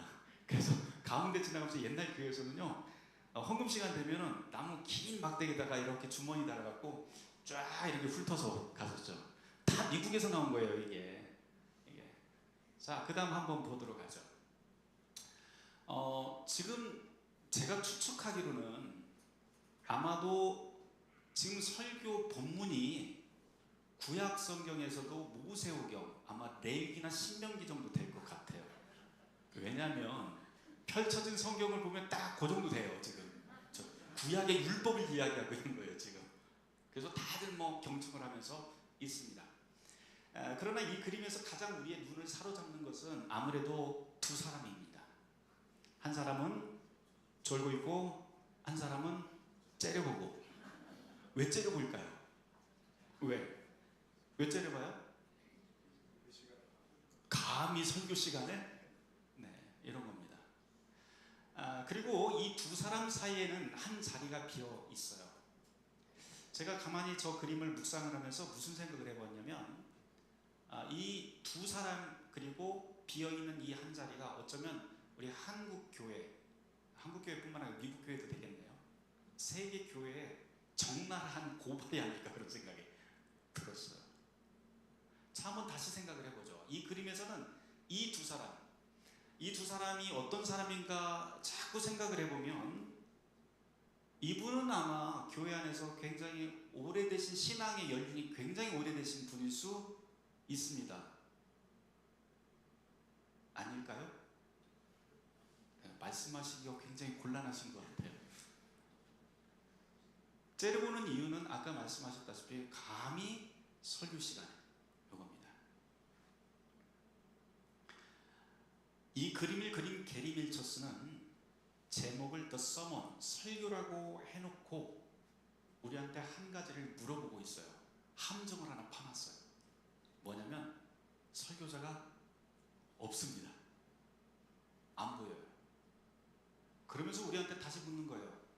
설교란 도대체 무엇일까? 자, 여러분, 설교란 무엇일까요? 설교란 아주 쉽게 얘기하면 하나님의 말씀 선포. 그럼 그 말씀의 내용은 뭘까요? 지옥 가라? 아니면 천국 가라? 쉽게 얘기하면, 극단적으로 얘기하면 천국 가라. 좋잖아요, 그렇죠? 복음이라고 하죠. 율법입니까? 복음입니까? 하나님의 말씀은 궁극적으로는 우리를 모두를 구원하는 구원의 복음이잖아요. 설교가 그렇잖아요. 아닌가요? 아니에요? 아닌가 봐요. 여기는. 저는 그렇게 알고 있었는데, 설교라고 하는 것은 하나님의 말씀을 우리에게 전하는 건데, 우리에게 어떤 상황이 있더라도 주님께서 우리를 건져내 주시겠다, 구원해 주시겠다고 하는 복음입니다. 지금 이 게리 밀처스도 그 이야기를 하고 싶었던 것 같아요. 그런데 문제는 하나님을 보이지 않게 해놓고 우리한테 되묻는 거죠. 설교란 도대체 무엇일까? 그러면서 자, 하나님의 복음이라고 했을 때 우리를 구원하는, 모든 약한 사람들을 구원하고 위로해주고 다독이는 하나님의 복음의 말씀이라고 한다면, 이 설교라고 하는 정체성에 가장 잘 들어맞는 사람은 이 교인 중에 누구일까요? 자고 있는 사람. 여러분도 어떠세요? 잘 듣고 있는 사람도 설교에 잘 부응하는 사람일 수도 있고, 그렇지만 더 설교에 적절한 사람은 자고 있는 사람입니다. 위로받고 편안하게 하나님 안에서 잠자는 거죠. 네, 주일날 잠자셔도 됩니다, 여러분들.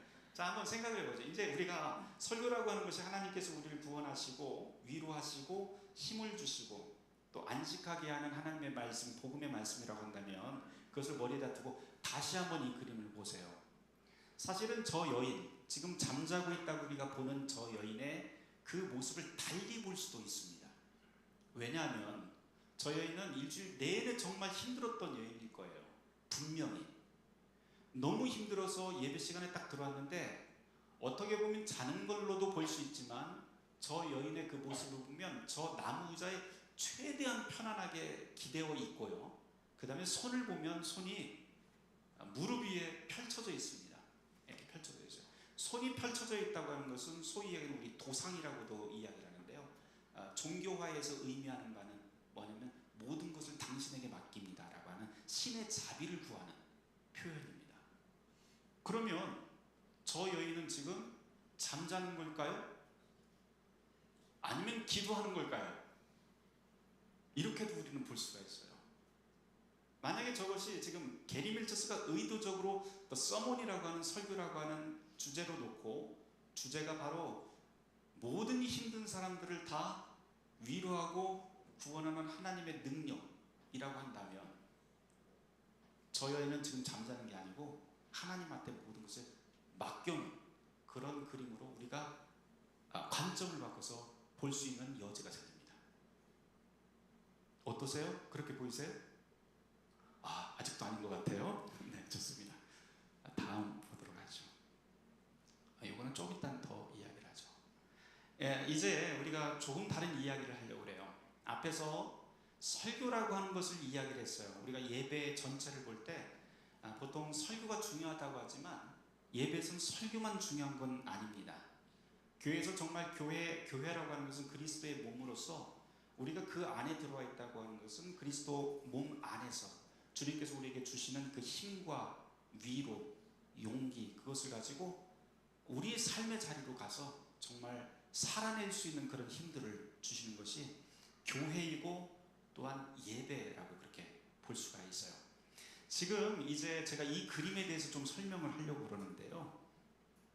이 그림이 있는 곳이 독일의 비텐베르크라고 하는 도시의 비텐베르크 시교회 안에 있습니다. 이 비텐베르크 시라고 하는 곳은, 비텐베르크라고 하는 것은 16세기 마틴 루터가 종교개혁을 할 때 있었던 종교개혁의 어머니라고 하는 그런 도시예요. 이 도시에 가보면 아주 작은데요. 이 도시가 얼마나 작냐면 동서로 횡단하는 길이 있습니다. 그래서 동쪽 끝에 서쪽 끝에 큰 교회가 하나 있는데 그 교회가 소위 이야기하는 루터의 95개조 논제라고 하는 면제부 반박문이라고 하는 것이 붙어 있었던 성체 교회라고 하는 것이 있고요. 그리고 쭉 가다 보면 중간에 광장이 하나 있는데 지금 여러분들이 보시는 이 광장입니다. 이 넓은 구시청 광장이 있고 광장 옆에 교회가 하나 더 있어요. 그런 다음에 걸어온 만큼 또 반대쪽으로 이렇게 걸어가면 도시 끝입니다. 그런데 걷는데 몇 분이나 걸리면 한 15분이면 다 걸어가요. 동보다도 적어요. 이 동백보다도 훨씬 작은 시가 이 비텐베르크 시입니다. 비텐베르크 동네예요. 근데 이곳에서 종교개혁이 일어났는데요. 보통 이제 종교개혁지 탐방이라고 해서 그 문화 탐방을 가게 되면 제일 먼저 한국 사람들이 가는 곳이 어디냐면 비텐베르크 성체교회 95개 논제가 붙어 있었던 곳을 먼저 가서 그 문 앞에서 막 사진 찍고 안에 들어가서 막 우와 그러면서 그러면서 그러다가 딱 나와서 곧장 어디로 가면 맛집 찾으러 갑니다. 그걸로 끝나요. 비텐베르크 시.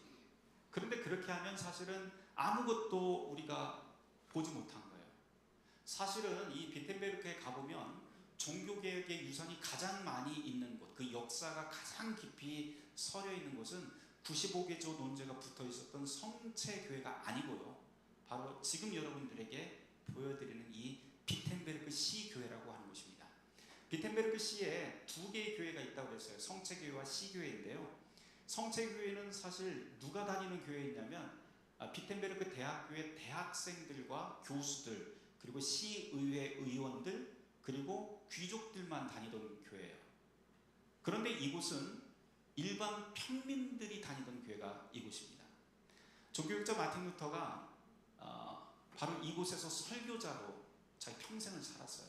그러면서 이곳에서 소위 이야기하는 종교개혁의 모든 그 프로그램들을 이 안에서 해내게 되는데, 예를 들어서 이런 거죠. 오늘 보니까는 우리 오늘 수요 모임 시작하기 전에 김종국 전도사님 나오셔서 그리고 같이 찬송하셨잖아요. 김종국 목사님이죠. 죄송합니다. 예, 전도사님 때부터 제가 알았고 그렇습니다. 목사님 나오셔서 이렇게 했는데요. 회중 찬송이라고 하는 것이 이전에는 없었습니다. 16세기 이전까지는. 오직 예배에 참석한 사람들은요, 관람자로서만 앉아 있으면 됩니다. 그래서 이곳에서 재단에서부터 흘러나가는 은혜를 거부하지 않는 한 그 은혜가 나에게 스며든다고 그렇게 교회가 가르쳤어요. 그러니까 수동적인 입장에서 그냥 가만히 있어도 됩니다, 여러분들은. 그리고 이 주일 성수 잘 하시고 기도 교회에서 언제 기도하세요. 요것만 하면 여러분들은 그냥 천국 갈 수 있는 거예요. 그런데 성경을 보니까 그게 아니더라는 거예요, 종교개혁자들이. 그래서 생긴 게 뭐냐면 자발적인 신앙의 훈련들도 필요하고, 예배라고 하는 것은 사제와 또는 특정한 사람들의 전유물이 아니라 온 교인들, 다시 말해서 세례받은 모든 사람들이 함께 참여하는 것이어야 된다라고 하는 게 종교개혁 시대 신학자들이, 개혁자들이 이야기했던 가장 중요한 대목입니다. 그러면서 만들어낸 게 뭐냐면 회중찬송이에요. 소위 코랄이라고 하는 것인데요. 지금 아까 여러분들하고 같이 찬송했잖아요, 그렇죠? 이게 바로 이제 코랄로부터 시작된 겁니다. 회중들이 찬송한 건 이때부터 시작이 되었는데요. 그 중요한 루터도 이 코랄을 루터가 처음에 만들면서 아주 유명한 찬송들을 많이 만들었는데, 그 중에 다 알고 있는 코랄 회중 찬송이 뭐냐면 내주는 강한 성령가, 마틴 루터가 작사 작곡을 한 코랄입니다. 회중 찬송. 그 시대에는 회중들이 찬송하는, 예배 시간에 찬송한다는 게 아주 낯선 일이고 파격적인 일이었어요. 그런데 그 일을 처음에 시작했던 교회가 바로 이 비텐베르크 시 교회입니다. 근데 이 시 교회는 들어가 보면은요, 이 시 교회 들어가기 전에 이 시 교회가 또 종교개혁으로 또 중요한 이유가 있어요. 이전에는 목사가 이제 그 목회자의 이름이 명칭이 바뀌죠. 이전에는 사제, 신부였는데 우리는 뭐라고 해요? 목회자 또는 목사 이렇게 부릅니다. 둘의 차이는 뭘까요? 목사와 신부의 차이는 결혼하고 안 하고 일까요? 아니요. 그거보다도 더 중요한 게 있어요. 신학적으로 보면 사제들은요, 신부들은 주교의 안수를 통해서만 세워집니다. 그래서 가톨릭 신학에서는 이 사람이 뭐 교회에서 마음에 들든지 안 들든지 주교의 마음에만 든다면 기본적으로 불러다가 딱 손을 내서 안수를 하면 이 사람이 사제가 되는데, 그냥 사제가 되는 게 아니라 베드로로부터 이어오는 능력이 주입이 됩니다. 이거를 라틴어로 인푸자 그라티아라고 하는 교리라고 그렇게 이야기를 하는데요. 인푸자라고 하는, 인푼 아시죠? 인푼. 백신이잖아요. 쭉 주사를 넣듯이 주입이 됩니다. 근데 그라티아라고 하는 말은 은총, 은사, 선물이라고 하는 뜻이에요. 하나님의 선물이 주입이 되고 사람들이 뺏어가지 못하는 하나의 특수한 능력이 생긴다고 이야기를 합니다. 그 특수한 능력이 뭐냐면 떡과 잔을 주님의 살과 피로 바꿀 수 있는 능력이 생기는 거예요. 화채설이라고 보통 이야기를 하는데요. 그러면서 주교의 안수권이 그렇게 중요합니다. 그런데 목사는요, 16세기 그 최초의 목사가 이 요하네스 구겐하겐이라고 하는 사람이 이 시교회에서 뽑힌 종교개혁자들이 반대를 해요. 이거는 잘못된 것이다. 어떤 한 개인의 주교의 안수를 통해서 마술적으로 어떤 능력이 주입된다고 하는 것은 성경 어디도 나와 있지 않다는 거예요. 오히려 목회자, 교회 안에서 설교자와 목회자를 세우는 것은 그리스도의 몸이 스스로 하는 것이다 라고 이야기하는 거예요. 그리스도의 몸이 어디예요? 교회잖아요. 교회 공동체가 함께 세우는 것이다. 자, 함께 세우기 위해서는 뭐를 해야 되나요? 교인들이 모여서 치열하게 논의도 해야 되고 또 대표도 세우고 해야 됩니다. 그걸 소위 이야기해서 우리가 청빙이라고 얘기를 해요. 그래서 개신교의 가장 큰 특징 중에 하나는 교회 교인들이 함께 모여서 청빙위원회를 꾸리는 거예요. 그런데 재밌는 것은 뭐냐면 1523년도에 요하네스 부겐하긴이라고 하는 사람이 청빙위원회에서 만장일치로 청빙되는데, 그때 청빙위원회를 어떻게 꾸렸냐면 9명이 청빙위원회에 꾸려집니다. 그런데 3명은 교인 대표 3명, 3명은 대학 대표 3명, 대학 대표에는 법학과 교수와 신학과 교수 2명이 들어갔어요. 나머지 3명은 동네 대표 3명이 들어갑니다. 그래서 9명이 청빙위원이 된 다음에 만장일치로 뽑힌 사람이 요하네스 부겐하긴이에요. 근데 한번 생각을 해보세요. 왜 하필 교회, 대학, 동네 대표일까? 의미가 있었다는 거예요. 이게 뭐냐면 우리 프로테스탄트 교회의 개신교의 목사는 3가지 정도는 우리가 자신할 만하다라고 하는 거예요. 뭐냐면 첫째는 신앙, 교회 대표는 신앙을 대표하고요. 대학 대표는 뭐예요? 지성을 뜻합니다. 동네 대표는 뭘까요? 동네 대표는 사회적 인격입니다.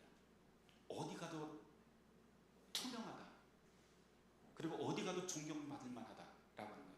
그래서 이 3가지가 구비된 사람이 바로 개신교의 목사가 되었기 때문에 이 당시 16세기의 목사가 된다고 하는 것은 굉장한 자긍심이었어요. 목사 스스로도 자긍심이지만 교인들에게도 우리는 이런 사람이 우리 교회 목회자야 라고 하는 그런 자긍심이 어마어마하게 있었던 거죠.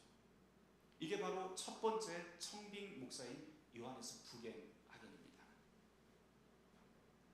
이 비텐베르크에 가면 또 이 비텐베르크 교회가 또 특이한 게 하나 있어요.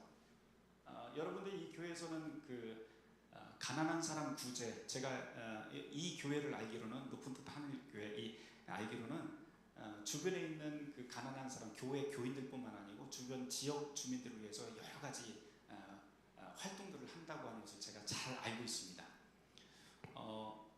16세기 이 비텐베르크 시 교회에서 했던 것은 또 특별한 게 있어요.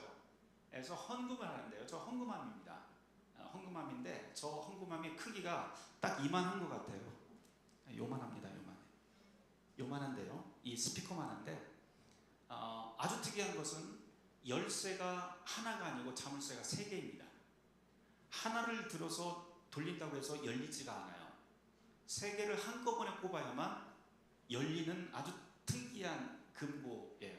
이 금고의 이름이 공동금고입니다. 더 특이한 것은 뭐냐면 열쇠의 주인이 누구냐 하는 겁니다. 여러분 만약에 교회에 금고 있나요? 혹시? 금고 없어요? 있어요? 네.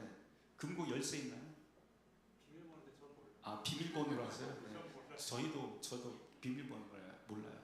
교회 안에 금고가 있는데 듣기로는 금고 안에 30만 원 있다고 하더라고요.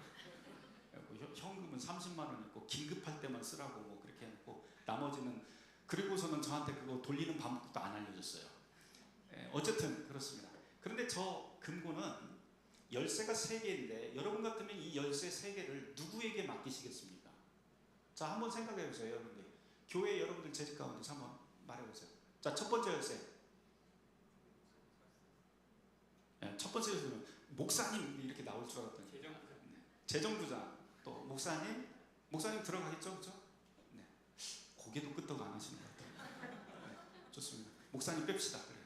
재정부장, 그 다음에 또 네? 목사님 드디어 나서 네, 좋습니다. 그 다음에 또 하나, 장로님, 권사님은 앉아요? 네, 좋습니다. 교회 안에서 그렇게 하는데요. 저기를 보면 비텐베르크는 또 특이해요. 저기가 열쇠 3개가 누구에게 주냐면 목회자 대표 하나, 평신도 대표 하나, 나머지 동네 대표 하나, 교회 안 다니는, 이렇게 3개를 줍니다.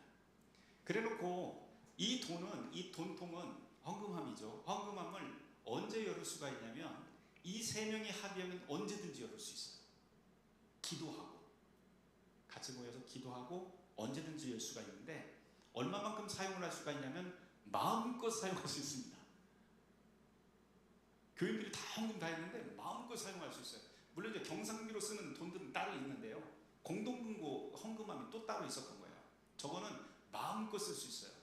그런데 원칙이 몇 가지가 정해져 있었네요. 저게 무슨 원칙이 있었냐면, 제1원칙이 뭐냐면 지역사회에서 재난당한 사람을 위해서, 그 다음 고아를 위해서, 그 다음 홀로 된 여인을 위해서, 그 다음 은퇴한 사람을 위해서. 특별히 그 당시에는 성직자로 은퇴한 사람들은 진짜 아무것도 어디서 받을 수가 없었어요. 그래서 이 사람들을 위해서, 그 다음 학교 짓는데 무조건 기금을 만들 것, 이렇게 해서 순서가 정해져 있었습니다. 그러니까 긴급하게 만날 적에는 이 3사람이 긴급하게 만나서 돈을 써야 될 때는 언제일까요? 바로 재난당한 사람이 있을 때, 동네에서 재난당한 일이 있으면 무조건 모여서 그 돈을 풍족하게 씁니다. 나머지 그거 거기다 집어넣는 거는요, 그 개혁자들이 영주 막 들쑤셔갖고 거기다 돈 넣고요. 또 수도원 같은 거, 이전에 이제 가톨릭계에서 개신교로 넘어왔기 때문에 수도원이라든지 이런 것들을 다 팔아버립니다. 그래갖고 그걸로 헌금 기금을 만들어서 연금을 만들고 막 합니다. 이게 나중에 어디까지 가냐면 점점점 넓어져서 지금 우리나라 같은 경우에는 복지제도가 어떻게 되어 있냐면 관주도형의 복지제도잖아요. 독일은 그렇지 않아요. 민주도형의 복지제도인데, 그 민이라고 하는 게 어디냐면 2군데입니다. 하나는 디아코니아, 하나는 까리타스. 이게 어떻게 운영이 되냐면 나이가 만 18세가 되면 무조건 사람들, 우리가 주민등록하듯이 독일 사람들은 거기 자기 신고서를 해야 되는데요. 그 신고서에는 이렇게 세금을, 자기 세금의 원천 징수를 해서 들어가는 곳이 정해져 있는데, 종교란에 보면 3개가 있습니다. 하나는 무교, 하나는 가톨릭, 하나는 개신교, 이렇게 돼 있어요. 그러면 개신교에다가 한 사람들은 그 돈이 어디로 들어가냐면 디아코니아라고 하는 기관으로 들어갑니다. 그리고 가톨릭이라고 쓴 사람들은 까리타스라고 하는 기관으로 들어가고요. 그래서 디아코니아만 전국에 한 4,000개의 기관들이 있는데, 이게 바로 뭐 난민이라든지 노인이라든지 아니면 그 심약자라든지 이런 사람들 아주 그물망처럼 이렇게 보호하는 그런 보호장치, 사회보장제도가 그렇게 해서 독일은 그렇게 움직입니다. 세금 걷어서. 그러니까 세금 걷어서 어디에다 주는 거예요? 교회에다 주는 거예요. 그걸 교회 기관에 주면 교회 기관에서 그것을 알아서 국가를 떠받치는 그런 보장제도로 움직이게 됩니다. 요거의 원류가 바로, 유래가 바로 이 공동금고에서 시작을 했고요. 이 공동금고가 바로 이 비텐베르크 시 교회라고 하는 그 작은 교회에서부터 시작을 합니다. 제가 오늘 이제 그 종교 개혁에 대한 이야기를, 뭐 예배에 대한 이야기를 하다가 이 비텐베르크 시 교회 이야기를 하는데요. 이제 더 유명한 걸 이야기를 할 차례예요. 앞서서 잠깐 제가 지나갔던 그림이 있죠.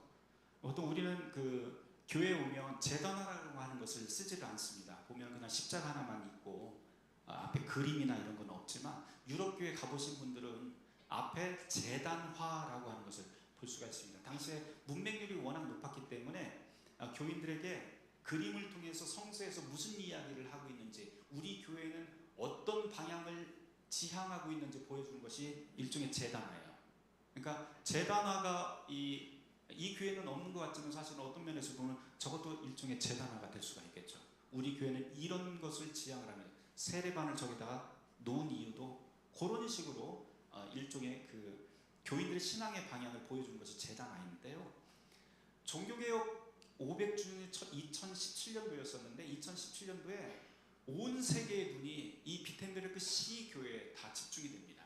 그래서 막 취재진이 어마어마하게 오게 되는데, 아까 방금 전에 제가 말씀드렸던 몇 가지 종교개혁, 개신교의 특징이 되던 몇 가지 사항들을 막 취재를 하고 전 세계에 보도를 했어요. 그런데 그 중에서도 가장 많이 보도가 됐던 것이 뭐냐면 저 제단화입니다. 이 앞에 있는 네 폭의 제단화예요. 이 네 폭의 제단화, 아까 그것이 더 선명하니까요. 저 위쪽으로 가보도록 하죠. 이 네 폭의 제단화를 보면 이 네 폭의 제단화는 종교개혁자 마틴 루터가 1546년도에 죽게 되는데 그 이듬해인 1547년도에 세워지게 됩니다. 뭐 에피소드가 있어요. 세워지게 된 에피소드가 있지만 그거는 뭐 다 있더라도 중요한 건 이거예요. 이 그림 속에는 종교개혁 교회가 지향하는, 우리는 이런 교회가 되고 싶습니다라고 하는 그런 소망과 열망이 다 담겨 있어요. 1530년도에 아우스부르크 제국의회에서 개신교인들이 글을 하나 써가요. 신앙 고백서를 하나 써가서 이거 안 받아주면 우리 다 여기서 자결하겠습니다라고 하는 식으로 목숨을 걸고 가서 황제 앞에서 한 3시간 동안 낭독한 글이 있어요. 그 글 중에 그 글을 읽은 다음에 황제가 개신교회를 로마 제국에서 공식적으로 인정을 해줍니다. 이게 최초의 개신교가 인정된 사건으로 1530년도 아우스부르크 신앙고백서 그 사건을 꼽는데요. 거기에 7조에 보면 교회란 우리는 이런 교회를 믿습니다라고 하는 항목이 나와요. 뭐라고 되어 있냐면 우리는 교회를 믿습니다. 우리는 이런 교회를 믿습니다. 복음이 순수하게 선포가 되고, 자 한번 보세요. 복음이 순수하게 선포가 되고 성례전이 바르게 진례되는 거룩한 회중의 모임입니다. 제가 3가지 이야기했어요. 복음이 순수하게 선포, 복음 선포, 그러니까 설교, 그 다음에 성례전, 그 다음에 용서, 죄를 고백하는 누구든지, 그리고 교회 안에서는 누구든지 죄 지은 사람도 다 들어올 수 있다. 그러나 그 사람들이 참으로 통회하고 주님의 복음을 믿는다면 누구든지 용서받을 수 있다. 이 교회라고 하는 거예요. 이 3가지가 바로 이 그림에 그대로 들어가 있습니다. 4폭이죠. 폭이 4개잖아요. 제가 3가지를 이야기했는데 4개예요. 왜냐하면 잘 보세요. 복음이 순수하게 선포되는 모습을 여기다 그려놨어요. 하나하나 제가 설명을 좀 해보도록 할게요. 그 다음에 성례전은 우리가 세례와 유아 세례하는 장면과 성찬이라고 그렇게 보통 이야기를 합니다.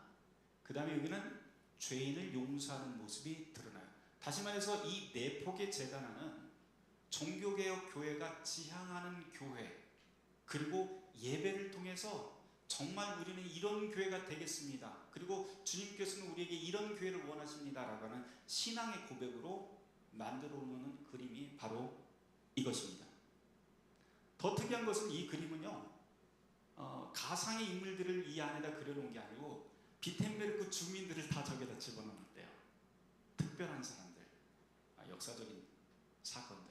그래서 교인들이 교회에 딱 가서 예배드리러 딱 들어와서 이 제단을 보면서 옆집 누구? 나 저기 있어. 이랬던 그림이 바로 이겁니다. 하나하나 좀 보도록 하죠. 네, 중앙화부터 좀 보도록 하죠. 네, 제가 한 2개만 하고 오늘은 좀 마치도록 하겠습니다. 다음 주에 또 있으니까요. 네. 다음 주에는 진짜 다 그림으로만 좀 갈 것 같은데요. 이 그림 한번 보도록 하죠. 이 그림 무슨 그림이에요? 상황은 무슨 상황입니까? 예수님의 최후의 만찬 자리입니다. 여러분들 최후의 만찬 그러면 제일 먼저 생각나는 그림은 뭐예요? 네, 다빈치, 아까 봤던 그 다빈치 그림입니다. 제가 뒤로 올라가기가 조금 애매해서 그냥 놔둘 텐데요. 다빈치 그림 한번 생각을 해보세요. 다빈치 그림과 이 그림의 차이는 뭐가 있을까요? 같은 동시대예요, 사실은. 다빈치가 조금 빠르기는 하지만 이 그림 루카스 크라나흐라고 하는 사람이 그렸는데, 이 루카스 크라나흐가 독일의 3대 화가 중에 한 명이었습니다. 근데 이 그림과 다빈치 그림의 차이. 네, 식탁이 달라요. 저 식탁이. 한번 보도록 하죠. 확인을 해야 될 것 같아요. 자, 여기입니다. 예배 끝나고 저랑 뭐 목사님이랑 여기 계신 교우 몇 명 한 요렇게 앞줄 한 4줄까지만 딱 해서요. 저랑 식사를 하러 가셨다고 하죠. 네. 식사를 진짜 가는 건 아니고요. 갔는데 식당문을 딱 열었어요. 그랬더니 거기에 긴 식탁이 하나 있습니다. 방문을 이제 예약을 하고 갔더니 긴 식탁, 일자 식탁이 있어요. 자, 그러면 방문을 열었을 때 여러분들은 무슨 생각부터 하세요? 무슨 생각하세요? 어디 앉지? 나 어디 앉지? 그거 생각 안 하세요, 여러분? 네, 나 어디 앉지? 그러면서 어디 앉으세요? 맨 끝에? 그러면서 주변을 싹 돌아봐요. 그러면서 뭐를 계산이 시작이 됩니다. 무슨 계산하세요? 목사님이나 우리 사이에 가장 높은 사람 또는 가장 중요한 사람, 손님 뭐 이러면서 가운데다 앉힐 사람을 생각을 해요. 안 그러세요? 그렇죠. 안 그런가 봐요. 여기는 가운데 앉을 사람. 왜 가운데는 왜 앉을까요? 가운데가 가장 중요한 상석이라고 생각하는 거예요. 말하자면 상석 옆에는 누가 앉아요? 우리 안에서 또 두 번째 2인자를 또 꼽기 시작합니다. 등수를 매기기 시작하는 거예요. 그래서 그 옆에다가 이 다빈치 그림이 실제로 그래요. 잘 보세요. 예수님이 한 가운데 있고 요한이 있고요, 야고보와 베드로가 있습니다. 그래서 제자들이 일종의 서열 순서대로 쭉 앉아 있어요. 가까운 곳에서부터 먼 곳으로. 이 뜻은 뭐냐면 일자 식탁이 가지고 있는 의미가 바로 위계가 있다라고 하는 뜻입니다. 가톨릭 교회 교인이었어요. 그러니까 은연중에 이 다빈치는 자기의 은연중에 그런 생각을 가지고 있었던 거죠. 예수님의 식탁은 어땠을까? 바로 예수님 가운데 있고 1등, 2등, 3등 이렇게 고르는 거예요. 왜? 자기가 살고 있는 신앙의 양태가 그랬으니까. 가톨릭은 교황, 추기경, 주교, 사제 이렇게 내려가요. 점점점. 위계가 있는 거예요. 그런데 크라나흐의 그림을 보면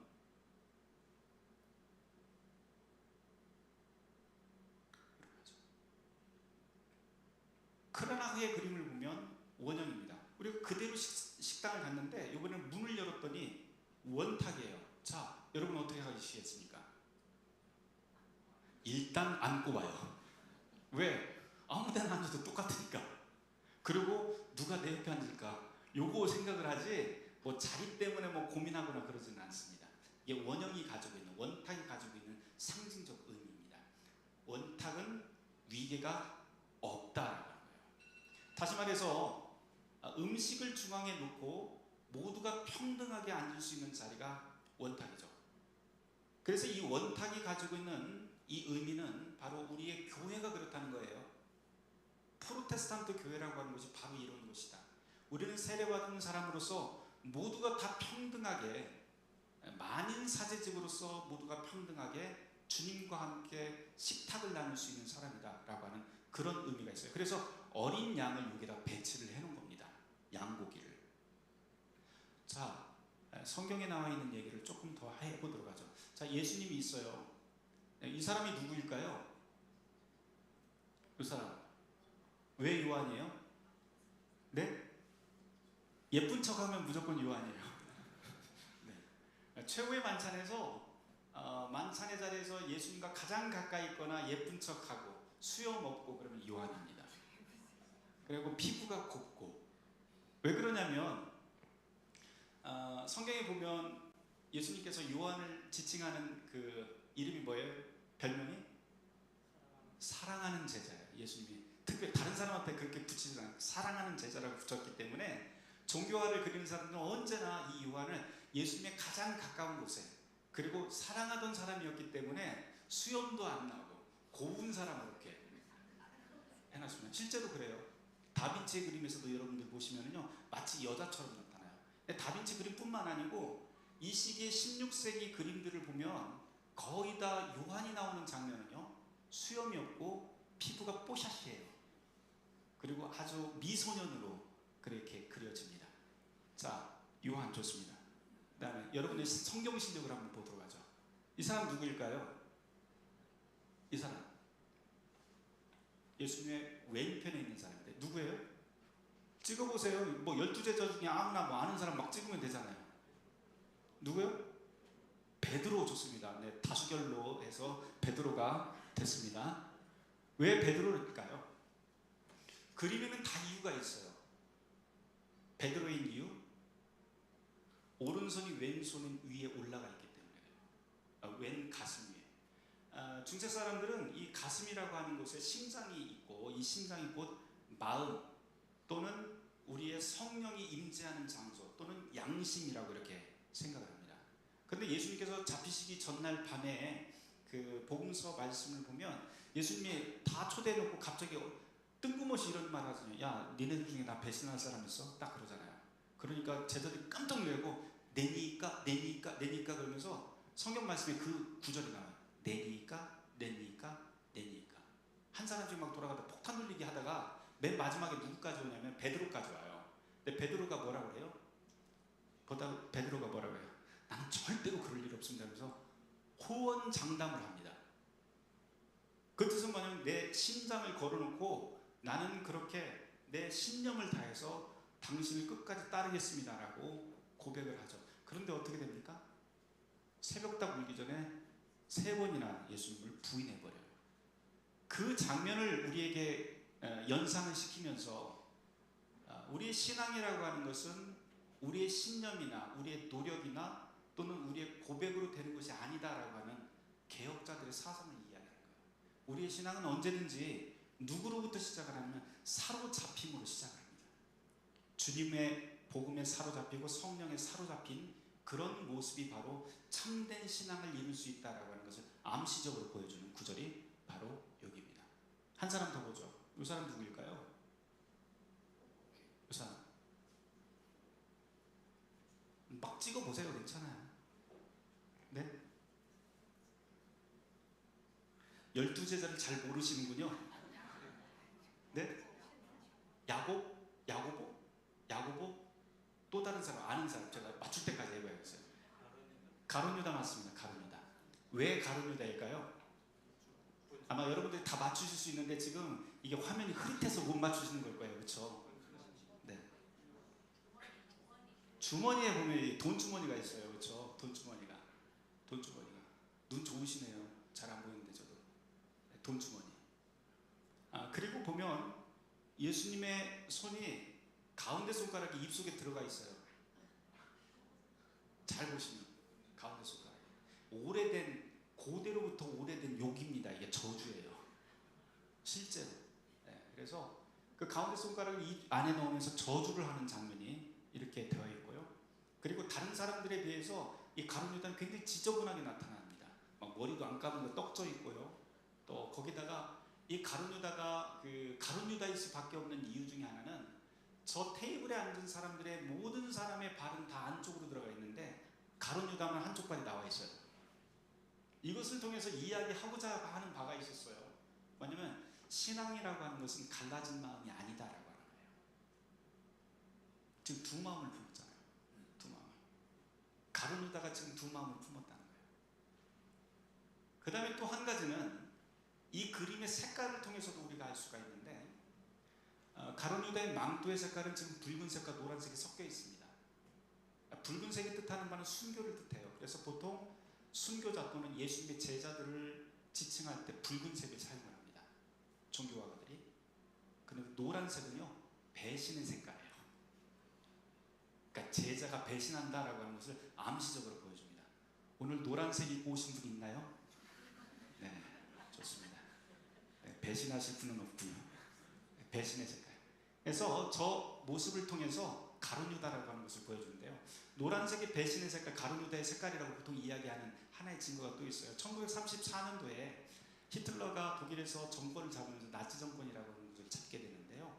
그러면서 유태인들을 막 잡아들이죠. 그래서 우리가 소위 하는 600만 유태인 학살을 하게 됩니다.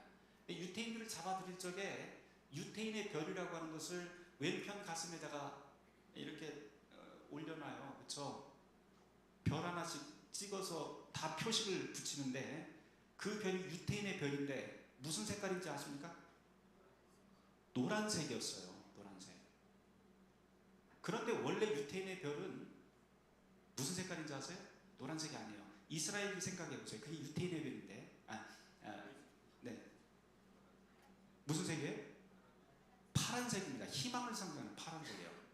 파란색인 거 뻔히 알면서도 히틀러는 파란색이 아닌 노란색을 붙여요. 이유는 뭐냐면 바로 가룟 유다를 뜻하는 겁니다.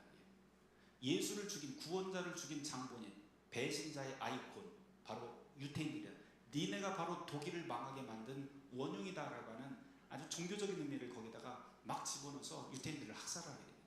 이게 바로 유태인의 가룟 유다의 색깔이라고 하는 뜻이기도 하죠. 그래서 몇 사람만 더 보고 오늘은 조금 마치도록 하겠습니다. 여기 이 사람 한번 보도록 할까요? 이 사람이 루터예요. 사실은 원래 이 잔을 들고 있는 사람이 루터인데요. 잔을 지금 안에서 빼갖고 밖으로 주고 있잖아요. 그렇죠? 이게 의미가 있어요. 사실은 그냥 의미가 아니고, 가톨릭에서는 여러분들 혹시 가톨릭 미사 가보신 분 있으세요? 네. 갔을 때, 미사에 들어갔을 때 성체성사 들어가 보셨어요? 하셨어요? 안 하셨어요?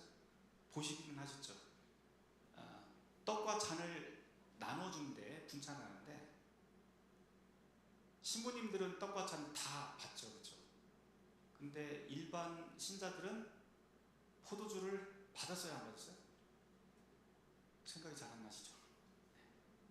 일반인들은 받지 못합니다. 안수받은 사제가 아니고서는 포도주를 못 받아요. 이게 가톨릭이에요. 이유는 이게 1215년도에 결정이 된 건데요. 무식한 사람들한테 주면 안 된다. 주의 몸을 분변치 못하고 먹는 사람들에게는 큰일 나기 때문에, 예수님의 진짜 피이기 때문에 이것을 일반인들에게 줄 수 없다라고 그렇게 결정을 합니다. 그래서 사제들에게만 포도주를 줍니다. 그런데 지금 이 자리는 몇 명이 있어요? 예수님을 빼고 딱 12명이 있는데요. 12명이라고 하는 것은 예수님의 사도를 뜻하잖아요.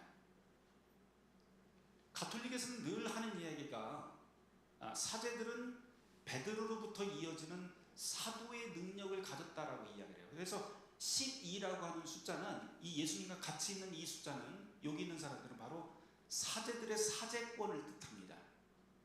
사제들이 가지고 있는 능력, 성직자의 권리라고 하는 것을 뜻해요. 근데 그 당시에 성직자들은, 지금도 그렇지만, 떡은 평신도한테 나눠주는데 포도주는 주지 않습니다. 근데 지금 루터는 어떻게 해요? 포도주를, 여기 이 안에 있던 포도주를 빼내서 밖에 있는 일반인한테 줍니다. 이것을 통해서 이야기하고자 하는 바가 있었어요. 우리의 교회는 주님의 말씀에 따라서, 주님께서 이 잔을 먹고 마시라 하셨으니 우리는 세례받은 모든 사람들은 받을 자격이 있다라고 하는 거예요. 그것을 이렇게 선언적으로 지금 이야기하는 겁니다. 그 다음에 이 사람 하나 더 보도록 하죠. 어찌 보면 예수님보다 더 예수님처럼 생겼어요. 실제 인물입니다. 한스 루프트라고 하는 사람인데요. 직업이 뭘까요? 아마 여기 12제자에 들어가려는 그런 것 같으면 아마 좀 힘께나 쓰던 사람이었을 것 같죠. 그렇죠? 그래야 되지 않겠어요? 교회에서 뭐 이렇게 무슨 패라도 좀 주려면 뭔가 일을 했는 사람한테 패를 주듯이, 이 그림 안에 12사도의 반열에 들어갈 만한 사람이라면 분명히 무언가 큰 공헌을 한 사람일 것입니다. 그럼 직업적으로 보면 어떤 사람일까요? 어떤 직업을 가져야 마땅할까요? 제일 먼저 우리가 쉽게 생각하면 영주? 돈 많이 내는 영주? 아니면 학자? 이렇게도 생각을 할 수 있고, 아니면 종교 개혁자? 이름 모를 개혁자? 이렇게 생각할 수 있지만, 이 사람의 직업은 그게 아니에요. 벤처 사업가입니다. 이 사람. 지금으로 따지면 벤처 사업가인데요, 당시에 진짜 직업은 뭐냐면 인쇄업자입니다. 인쇄업자. 이 당시에 구텐베르크의 활자 인쇄술이 시작된 지 얼마 안 됐었어요. 아주 원시적인 방법이었는데, 구텐베르크의 활자 인쇄술이 폭발적으로 기술적으로 확 늘어나게 된 계기는 바로 루터 때문에 이게 급증을 하게 됩니다.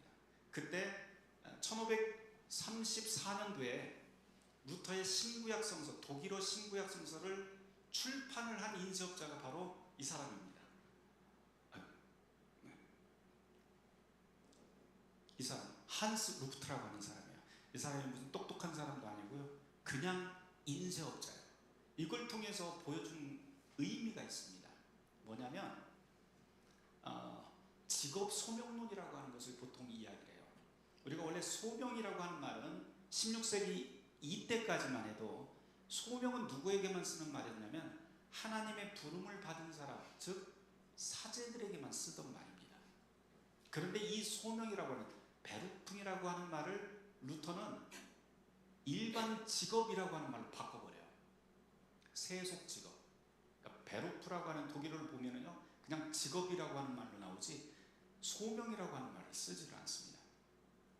그래서 루터가 이야기하고 싶었던 게 있었던 거예요. 뭐냐면 성직자만 하나님의 부름을 받은 사람이 아니다라고 하는 거예요. 세속 직업을 가진 모든 사람들도 하나님께서 그 자리로 부름받은 소명자다, 성직자다 하는 거예요. 그러면서 루터가 이런 이야기를 해요. 아이의 똥기저귀를 빨고 있는 여종도, 그리고 고깃간에서 고기를 썰고 있는 푸죽간 주인도, 구두를 만들고 있는 구두장이 피쟁이도 모두 다 그들이 하나님의 거룩한 성직자다, 거룩한 부름을 받은 성직자다, 이렇게 이야기합니다. 그러면 우리가 이런 질문을 할 수 있죠. 그럼 모든 직업이 다 하나님의 부름을 받은 성직이냐? 루터는 또 그렇지는 않다고 해요.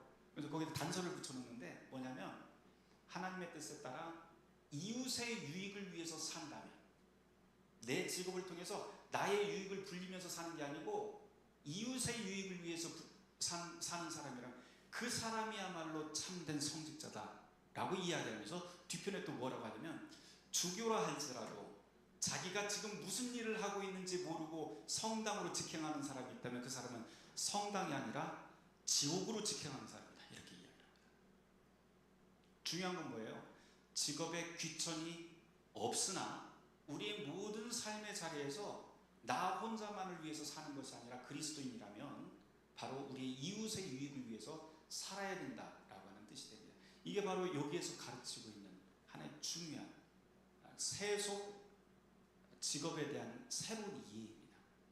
여러분들의 삶의 자리가 다 거룩한 하나님의 소명의 자리라고 하는 거예요.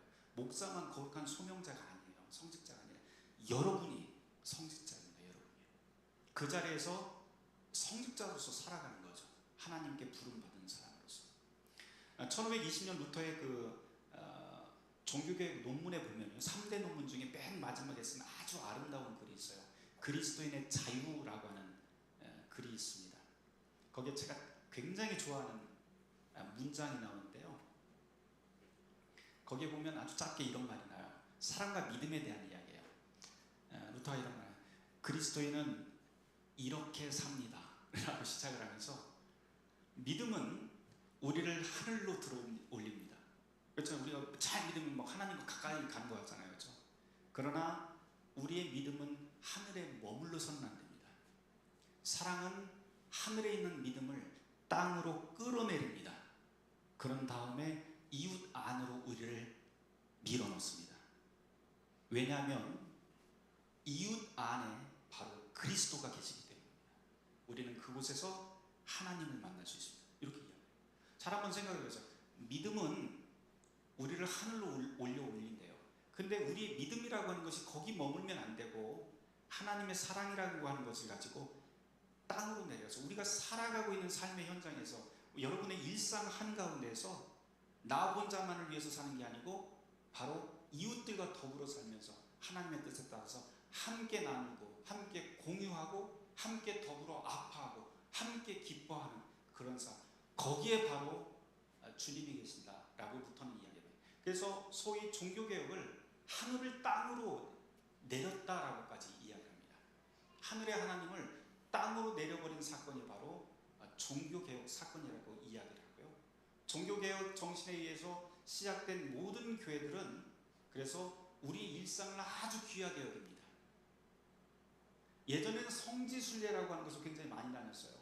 근데 개신교에서는 엄밀히 이야기해서 성지순례라고 하는 말을 사용을 하지 않습니다. 왜냐하면 거룩한 땅이라고 하는 것은 저 예루살렘이 아니에요. 이제 더 이상 어디예요? 우리 삶의 현장이 되는 거죠. 여러분의 가정, 여러분의 직장, 그리고 우리가 살아가고 있는 곳, 그리고 예수님을 만나는 곳은 어디냐면 나의 모든 관계를 통해서 예수님을 만날 수 있는 거예요. 오늘 아침에 지나가던 야쿠르트 아줌마, 그분에게서도 예수님을 만날 수 있고요. 또 지나가던 아이한테서도, 넘어진 아이, 무릎 까진 아이한테서도 예수님을 만날 수가 있는 거예요. 그게 바로 종교개혁이 우리에게 가르치고 있는 일상의 신앙이고요. 그게 바로 참된 예배라고 이렇게 가르칩니다. 다음 시간에 제가 이 예배에 대해서 조금 더 자세하게 이야기를 할 텐데요. 오늘 여기까지만 하도록 하겠습니다. 한 사람만 더 이야기를 해보도록 하죠. 이 사람을 꼭 이야기를 해야 될 것 같아요. 잔을 받고 있는 사람, 이 사람입니다. 이 사람의 직업은 뭘까요? 네? 직업은 어디 가서 물어봤더니 서빙형 그러더라고요. 맞아요, 그렇게 볼 수 있어요. 분명히 이 식탁을 섬기기 위해서 하는 그런 도우미일 수 있습니다. 근데 옷 복장을 보니까 절대 도우미 같지는 않아요. 16세기 당시로 보면 이 복장은 이 칼도 찼잖아요. 지금 단검도 차고 멋진 보석 박힌 단검을 찼는데요. 왕자의 복장입니다. 이게 왕자가 지금 이 식탁을 섬기고 있어요. 도대체 이게 무슨 말일까? 아까 저 안에 있던 이 주님의 잔을 마신 사람, 세례받은 사람인데요. 이 사람의 그 정체성을 이야기를 하는 겁니다. 방금 전에 제가 그리스도의 자유라고 하는 1520년부터의 글을 방금 말씀을 드렸는데요. 그 논문의 맨 첫 번째 나오는 문장이 뭐냐면, 그리스도인은 만물을 섬기는 종인 동시에 만물 위에 선 주인이다, 이렇게 나와요. 그리스도인은 종인 동시에 주인이다. 그러니까 우리가 그리스도인으로 살아간다는 것은 주님의 부름을 받고 하나님의 자녀로서 모든 것을 넘어설 수 있는 주인처럼 그런 자격을 주었다는 거예요. 그러나 주인처럼 누구에게 군림해서 사는 것이 아니라 우리는 섬기는 종으로서 살아간다 라고 하는 게 개신교회가 이야기하고 있는 우리 세례받은 모든 신자 한 사람 한 사람의 정체성을 이야기를 합니다. 제가 시간이 다 돼서 이제 여기서 마치려고 그래요. 제가 오늘 여러분의 예배라고 하는 모습을 시작해서 일단 비텐베르크 중앙어까지 말씀을 드렸어요.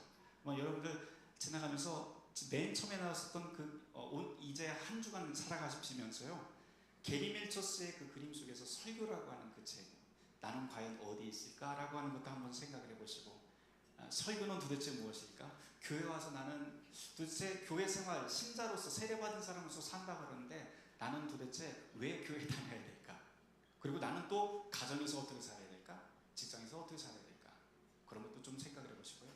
예수님의 원탁의 그 식탁을 한번 생각을 해보면서 우리의 교회는 어떤 교회여야 될까라고 하는 것도 기도하면서 묵상하고 꿈을 한번 꿔보시기를 주님의 이름으로 축원합니다. 제가 기도하겠습니다. 주님 감사합니다.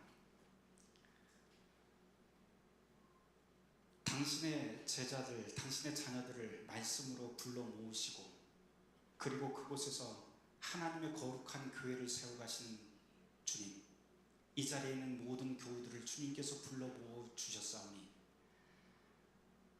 참된 예배, 참된 교회가 될 수 있도록 인도하여 주시옵소서. 그리고 어디를 가든지 그리스도의 소명자로서 성직의 사명을 부름을 받은 사람으로서 당당하고 용기 있게 살게 하시며 주님의 말씀 앞에 위로받고 힘을 얻는 그러한 일상을 살아가게 하여 주시옵소서.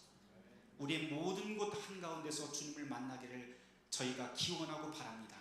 주님, 우리의 모든 관계 속에서, 일 한가운데서, 그리고 교우들과의 기도 가운데서 손을 맞잡고 다독이는 그 다독임 속에서 하나님의 은혜로운 음성을 듣게 하여 주시옵소서.